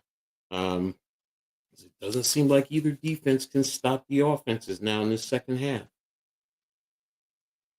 So let's take a quick look That's kind of here. funny, right? Stopping the offense. We ain't getting really no offense in the first half. Mm-hmm. So let me look at team stats first. Yeah, Georgia, Colorado's closing on the first downs, 24-16. Third down efficiency, 5 of 9 for Georgia Tech, 411 for Colorado. Both are 101. 373 total offense for Georgia Tech, 258 for Colorado. So you're still a little under 115 short of Georgia Tech. 115 to 121 in passing, 258 to 137 in terms of rushing. 6.3 average for Georgia Tech, 4.7 for Colorado. Penalties are still the same. Time of possession is roughly 3.5 minute differential. Going to the box score.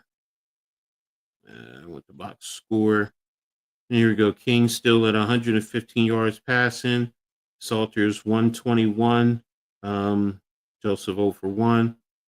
King still with 99 ball. That we went over his bit over the last drive. So Michael Welsh Hmm. now is up to 11 for 64. Salters is 11, 34 and a touchdown. And Price is 5 for 30. So if we look at the passing, pretty much no major difference. DeKalon Taylor, 3 for 38. Miller still has 39 on 1. So there you have it, in terms of the individual stats. So um, Colorado, like I said, is starting to step up offensively, and they're starting to get into a nice little rhythm. Now, like you said, Georgia Tech, what do you do? The ball's in your hands now. So you need to step up and go down and score a touchdown. All So right. the way Colorado's starting to get in that rhythm, you definitely want a touchdown. You don't want to kick a field goal because you're going to leave them with the opportunity to, possibly end it. And right now, it's about 8:25. So give or take, if you cut that in half, 4 minutes. If you move the ball and score something, eat up 4 minutes. You're going to leave them with about 4 minutes still. So, um, still plenty of time. Still plenty of time, and each team probably going to get one series, one possession minimum right now. So, starting to pick it up. So definitely appreciating this game. Thanks again to everyone for tapping in. You guys are truly, truly amazing. Congratulations. Well, No, here it is. Yes, you are. amazing. There it is. You guys are amazing. So, but yeah, that's And what make sure you hit that like and subscribe button, man. there's Like kickoff and subscribe. in the end zone. Ball's going to come out for Georgia Tech to their 25-yard line. So, all right, what's the studio update that we have? Oh, Hmm. ran it back. Mm-hmm. Mm-hmm.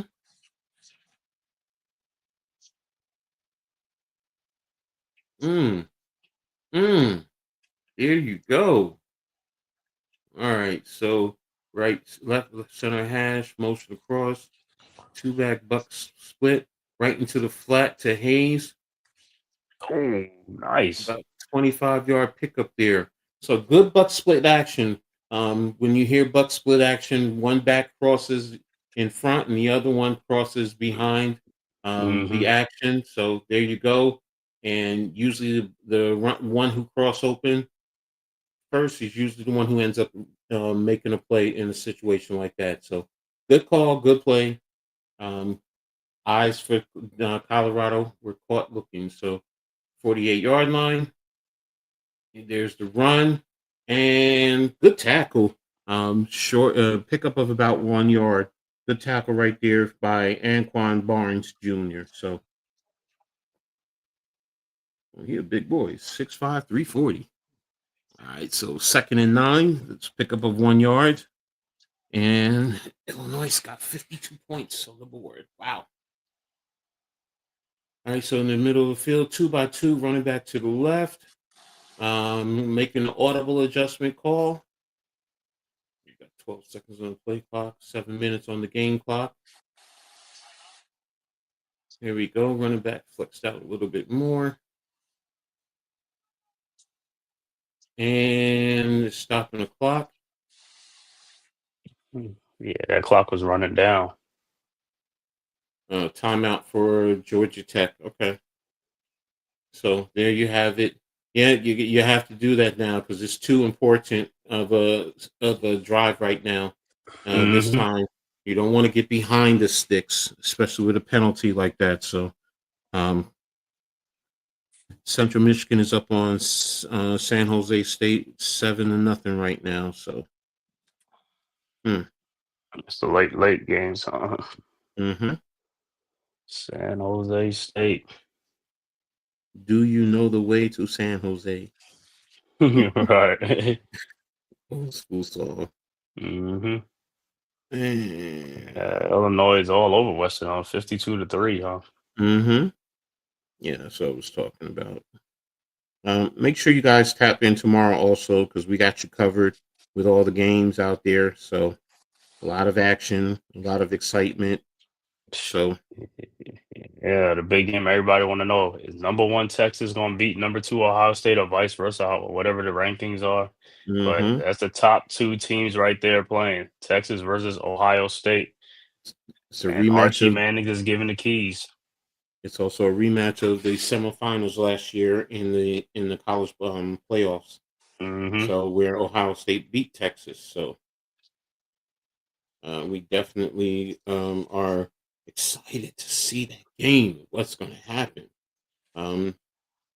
They shut down Ohio State's top player last year. Can they do it again in Texas? We'll see.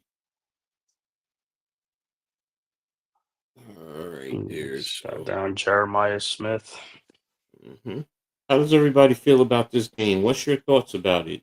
Do you like what you're seeing? Put it in the chat. Let us know. Definitely appreciate you guys. So, let me see something here.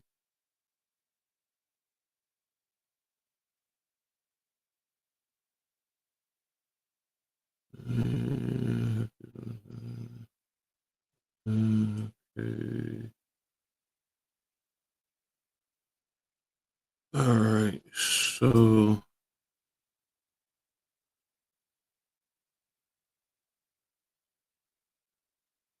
All right. So good. All right. We're all set there. All right. Sorry. I was looking at something. No, I'm really liking this game though. It's really starting to pick up. It's getting, like I said, because it's towards the fourth quarter. It's like, hey, the intensity is building. And I'm really trying to figure out what each team is going to be doing offensively.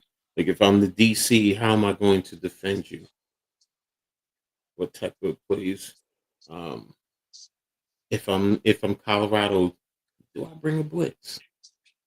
All right, so when we come back to action, they're on the right center hash, orbit around, drop back to pass. Here's the crosser, and pickup of about 1, maybe 2 yards on the play. So good defense by Colorado there. They were in proper phase. And first tackle came off, but we still have backup. You still have backup there to close it down. So you're forcing a 3rd and 8. This is going to be big. You can't let them get a first down. They're roughly at about the 46, 47 yard line. So they're outside they should be outside field goal range. So they're showing a blitz. That was a false illegal snap. That should be a penalty. That should be 5 yards. illegal snap. Oh, that's a bad. That's gonna be bad, man. It's like you don't need that right now. Mm-hmm. Yeah, that was that. I don't know what he was thinking.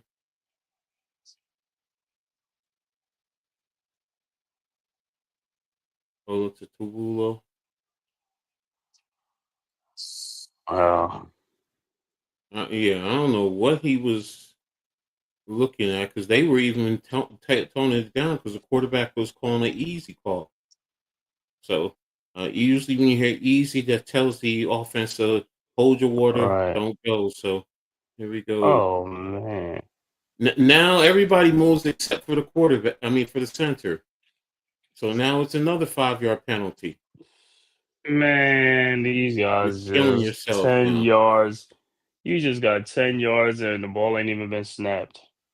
All right, so it's 3rd and 18. 3rd and 18. So you're now in your territory. So if I'm Colorado, I'm going to be honest with you. I'm playing coverage. I'm bringing my 4 like I normally would, but I'm playing coverage underneath. If anything, make King run the ball and rally and make the tackle there. So, but I'm playing coverage. Yeah, oh, they might be coming with a 3-man. No, they're coming with 4, and they're playing with coverage. And you had an open man there. How could you? I told you that dude's passing, man. I'm telling you, it's like All right, so you forced them to punt. Okay, that's good there for Colorado. Bad for Georgia Tech. That was a bad series right there after moving the ball down. So, um, yeah, they a flooded great pass. That would have been a first down. that was a great call. Just poor execution because you had a running back to the flat, you had a bend to the out, and then you had the outside running some type of a over coverage. Over. Ooh. Okay, you had the outside guy running some type of over, and you forced the deep corner to that side to make a decision. So there you have it. So, all right, Penn State has Nevada, LSU, Clemson, Georgia is Marshall, Notre Dame, Miami, Oregon, Montana State, Alabama, Florida State, and yeah. So you have 1, 2, 3 top 10 games right off the Hmm. bat. Gotta love college football, man. You have to love college football just for Yep. stuff like this. Man, it's gonna be great. So here we go. They're going to be on where? All right, tied at 20-25, 19 left in the game. Right, hash. Salters is down to the flat. There's to Welsh and a pickup of about 7 yards, 7, 8 yards. So it's going to be a second down. Clock is running. 5 minutes left in the game. 2nd and 2. So he picked up 8 yards there. Now that's a good one. So you can do anything. You can still run. You can take a deep shot, or you can just run some type of play to get the first down. So let's see what they do here, Colorado. You know what I think, Coach? I think they're gonna go in overtime 2020. I don't know, but nah, but all They're they need is a field goal flat, right if they into can the get it. flat, and a good pickup there, about 9 yards. So that's a Hmm. first down. That was RPO action because they were running it, and he pulled the ball out and threw it for a pass. All right, 4:20 and counting. Oh, you guys are killing me.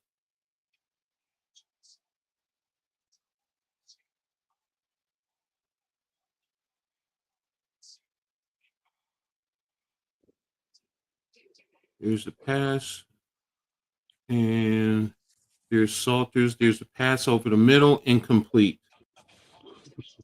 On the The run. roll Salters rolled to his left, and good defense where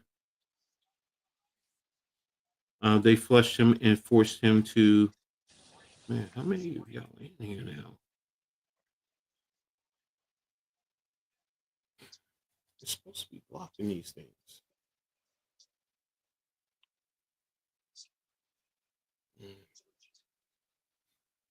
All right, so 2nd and 10 at the 29-yard line.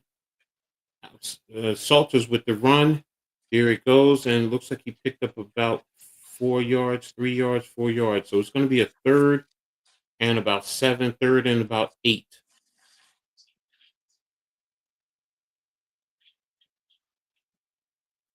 So here we have it. Oh, they gave him 4 yards, so 3rd and 6.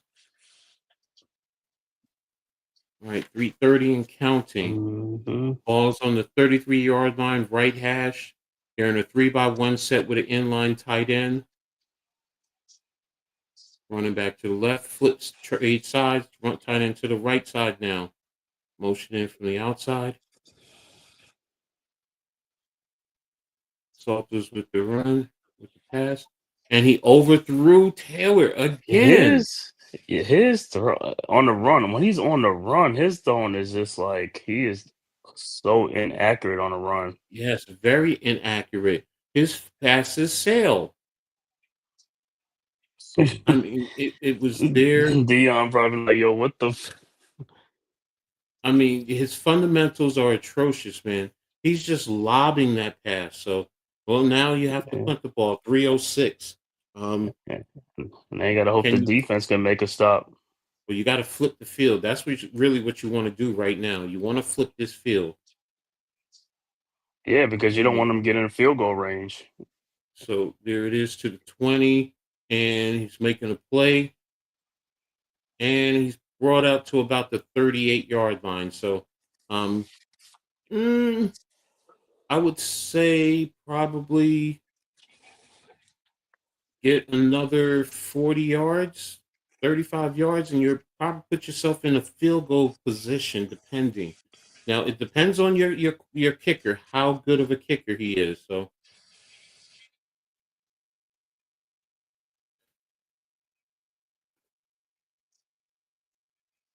here you go, and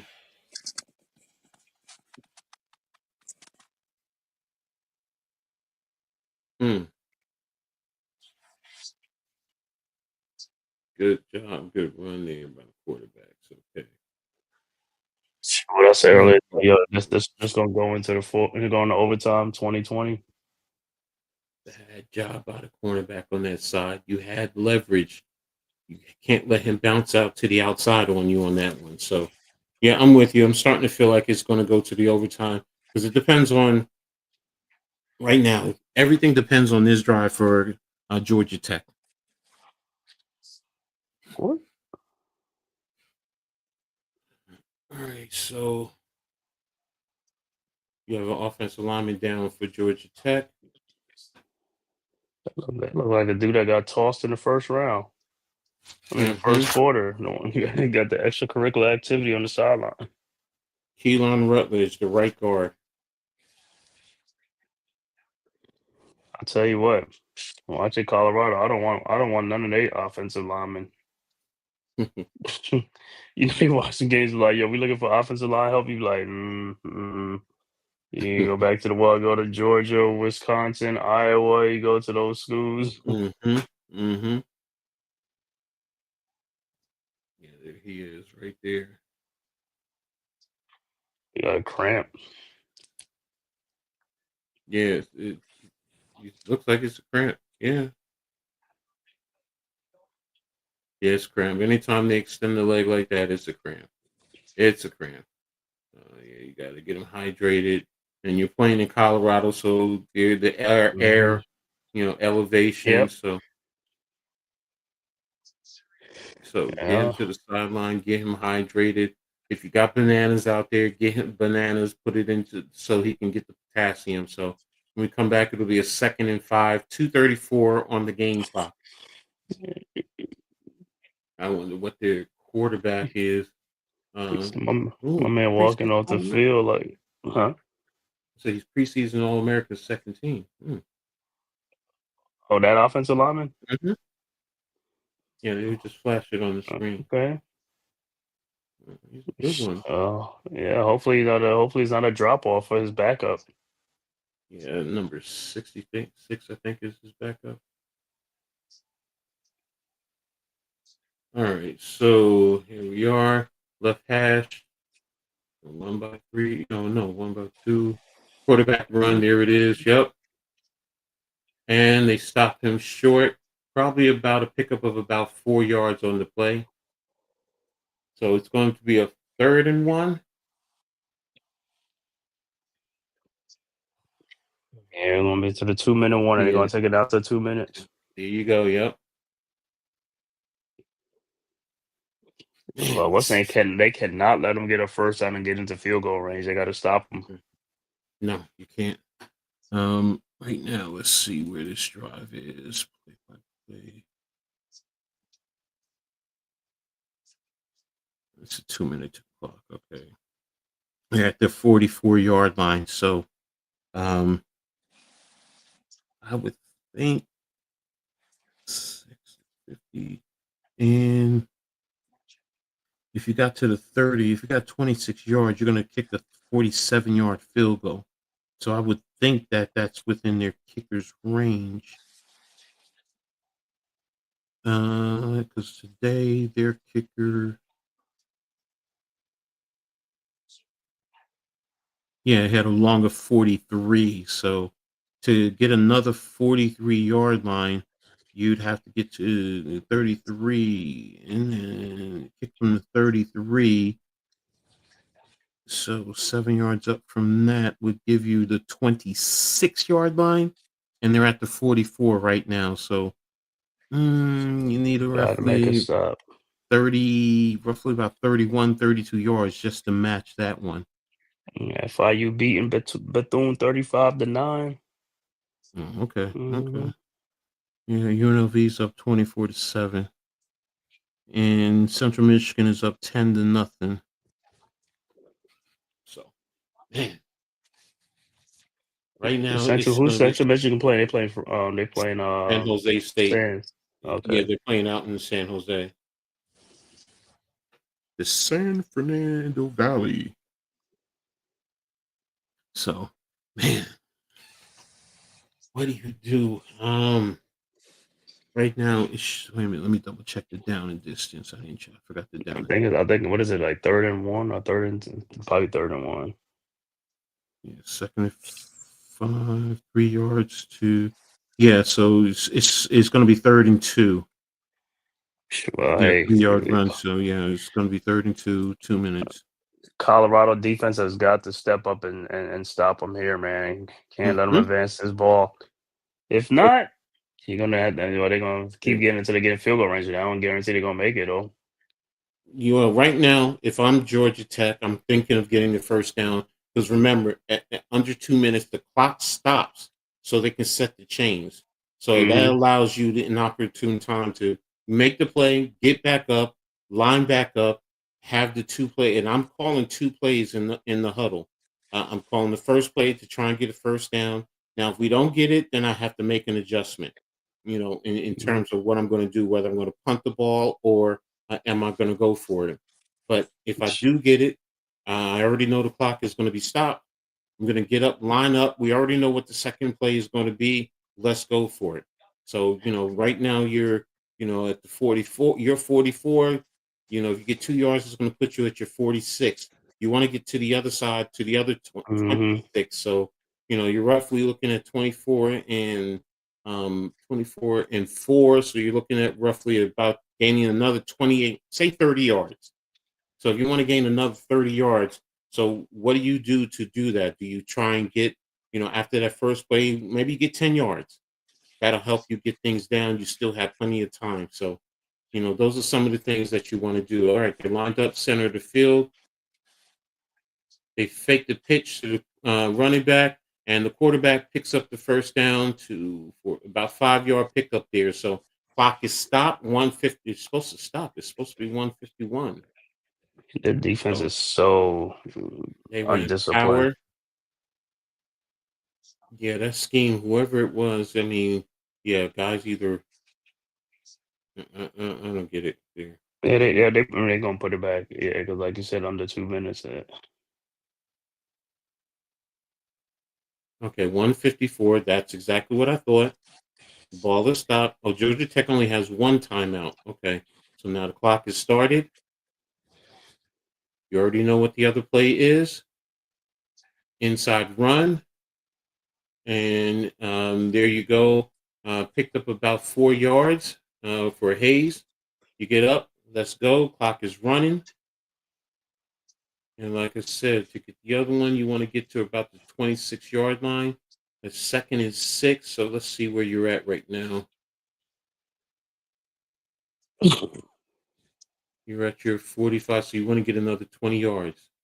There they go. Run another quarterback power. He breaks it to the inside. And there he goes.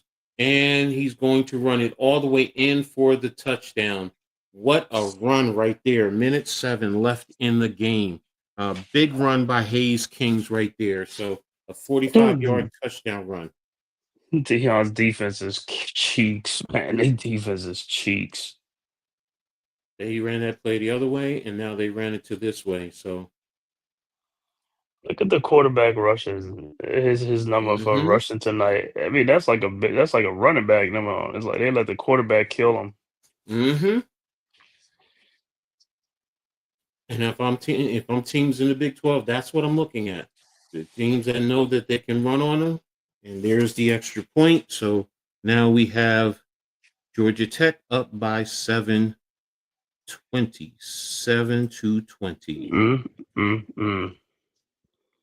That's crazy, man.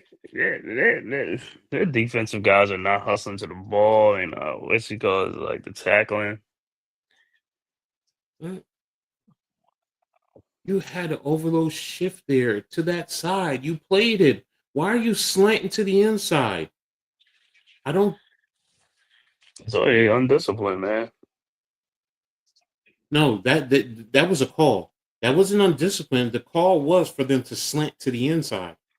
Mm-hmm. That's why I'm saying, I'm like, no, you play your one gap responsibility. Okay. I mean, that's your call. That's your call. That's your defensive call. You put those guys in a bad situation. So 156 yards rushing, 143 yards passing, man. Look at that. Well over 300 yards of total offense for this quarterback. Hey, well, they got 1 minute and 7 seconds for Salters to do his magic and try to get a touchdown, but this is where I'll be talking about. This is where the wide receivers they need some big plays. Mm-hmm. Guys gonna have to step up. They're gonna have to make these plays, make these catches, but Salter's got to make a good pass because he's airmailing Yeah. stuff.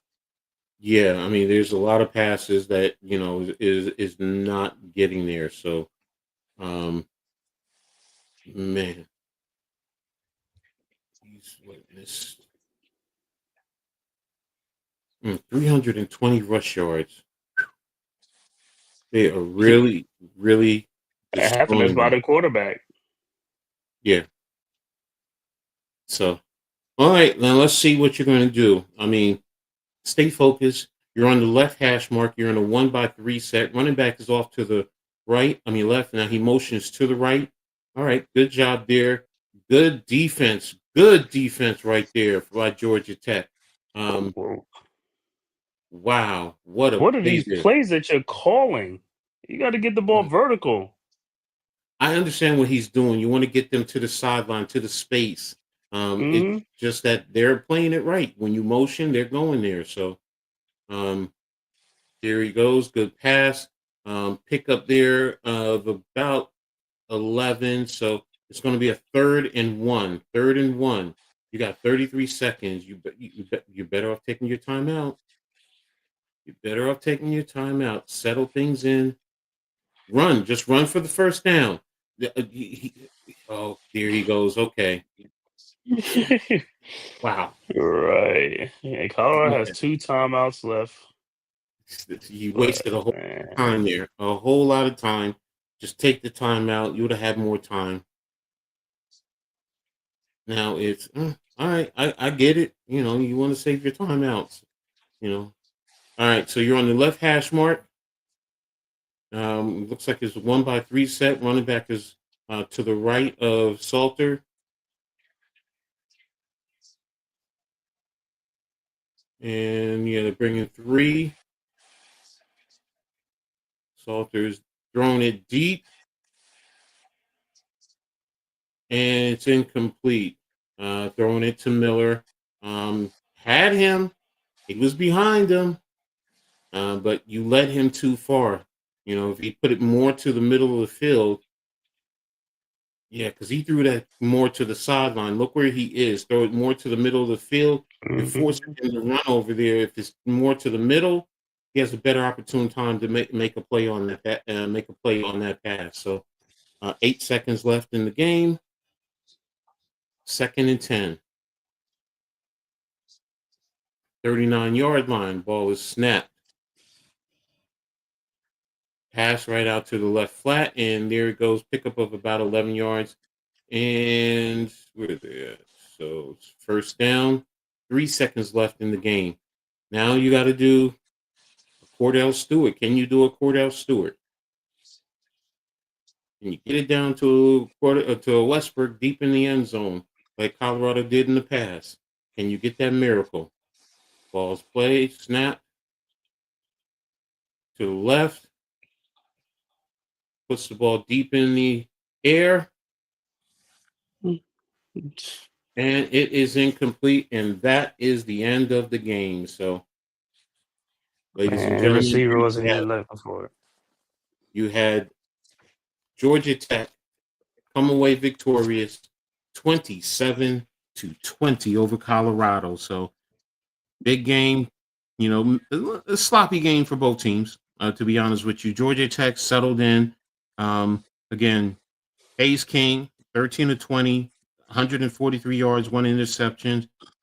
Salters 17-20, 17-28, 159, 1 touchdown. Hayes King, 19 carries, 156 yards, 3 touchdowns. Jamal Hayes, 16 for 65.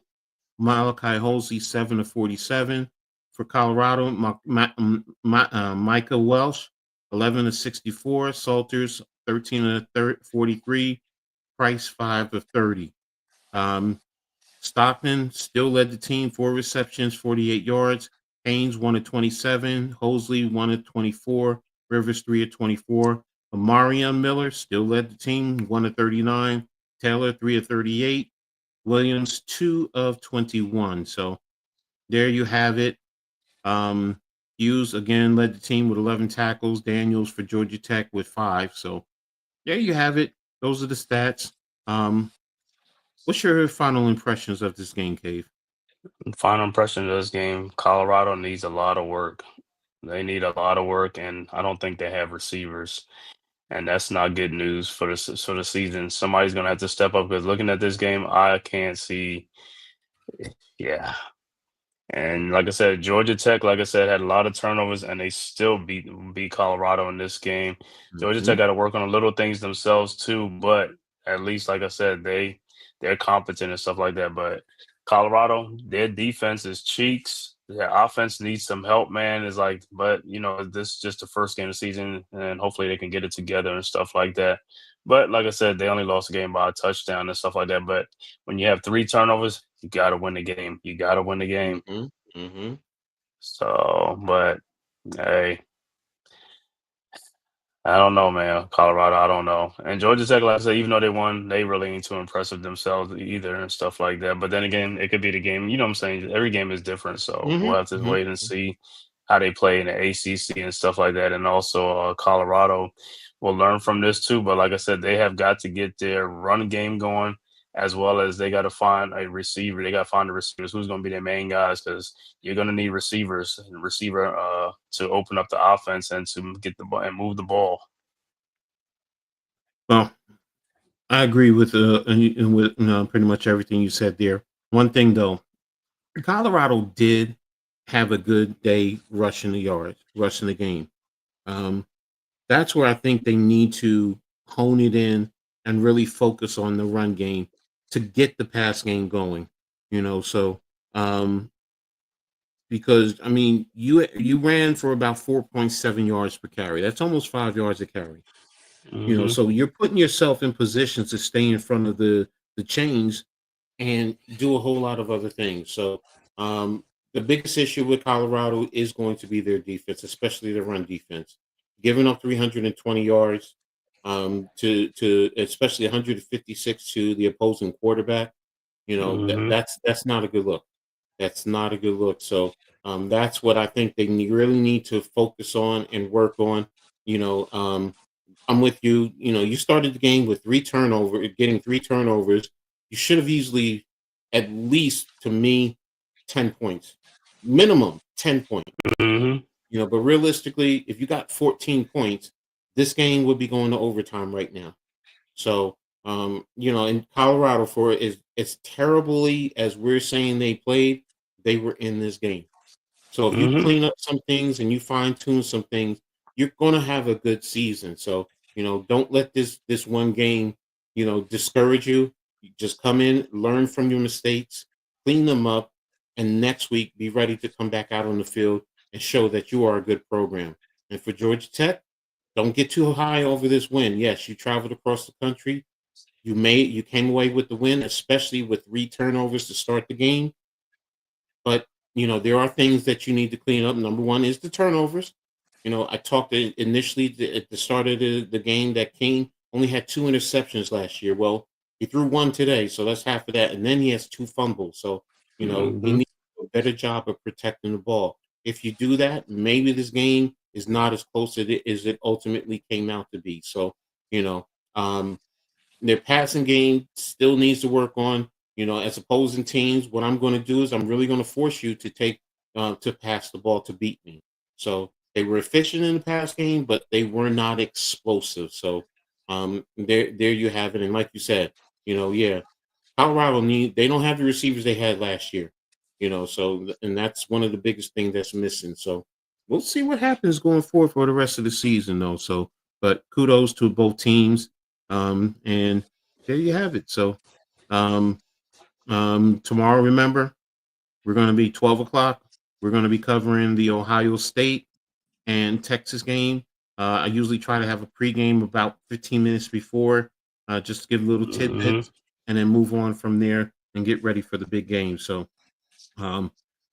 should be ready for that. So, Okay. but that's pretty much going to be it, Cave. I'm going to make sure I get you the link, Yeah. later on tonight. So, but And everybody, man, thank everybody, man. Make sure you hit that like and subscribe button on your way out the door for the Man Cave podcast, as well as Coach Ed Sports, as well as the mhm, Aboriginal Sports Network and the Hardcore Sports Network. And go subscribe to all the great content creators on both the Hardcore Sports and the Aboriginal Sports Network, man. Like I said, hit that like and subscribe button, man. It costs you nothing. It is free. Hit it, man. So you mhm, can come, so you can know when we be on. We'll be on tomorrow, like I said, for both games, man. Make sure you tap back in for that huge game. Both games is huge. First game, Texas versus Ohio State, battle of the top 2, top 3 teams, whichever rankings you go by, as mhm, well as the battle of Death Valley. Who really is Death Valley? mhm, Is it LSU or is it Clemson? We will find out tomorrow from mhm, Clemson, South Carolina. mhm. There you go. So thanks again to everyone for tuning in. Really appreciate you guys. So we're going to go ahead and get out of here, and we'll see you next time on the next episode of On the Headset. Thanks a lot. Talk to you soon. Peace. Peace.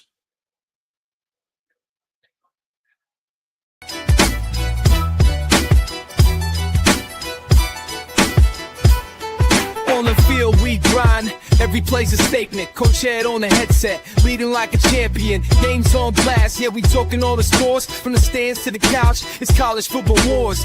Tactical rise, rivals feel the pressure. Every snap, every pass, it's a teacher lecture. We breaking down the plays with rhythm and force. This podcast is the playbook, it's the main source. On the headset, we're calling the shots. Every team on the rise, giving all that we got. On the field we hustle, every snap like it's told. I like reels rolling, the stories unfold. Tailgates are packed, fans decked in their pride. On the headset, got the whole world on our side. From the kickoff to the final drop, Coach Ed's breaking down how we thrive. Every week, every game, we're turning the tide. On the headset, where the passion won't hide. Let's talk stats, let's break it down. Championship dreams, we're wearing that crown. From the big wins to the heartbreaking loss. On the headset, we're here, no matter the cost.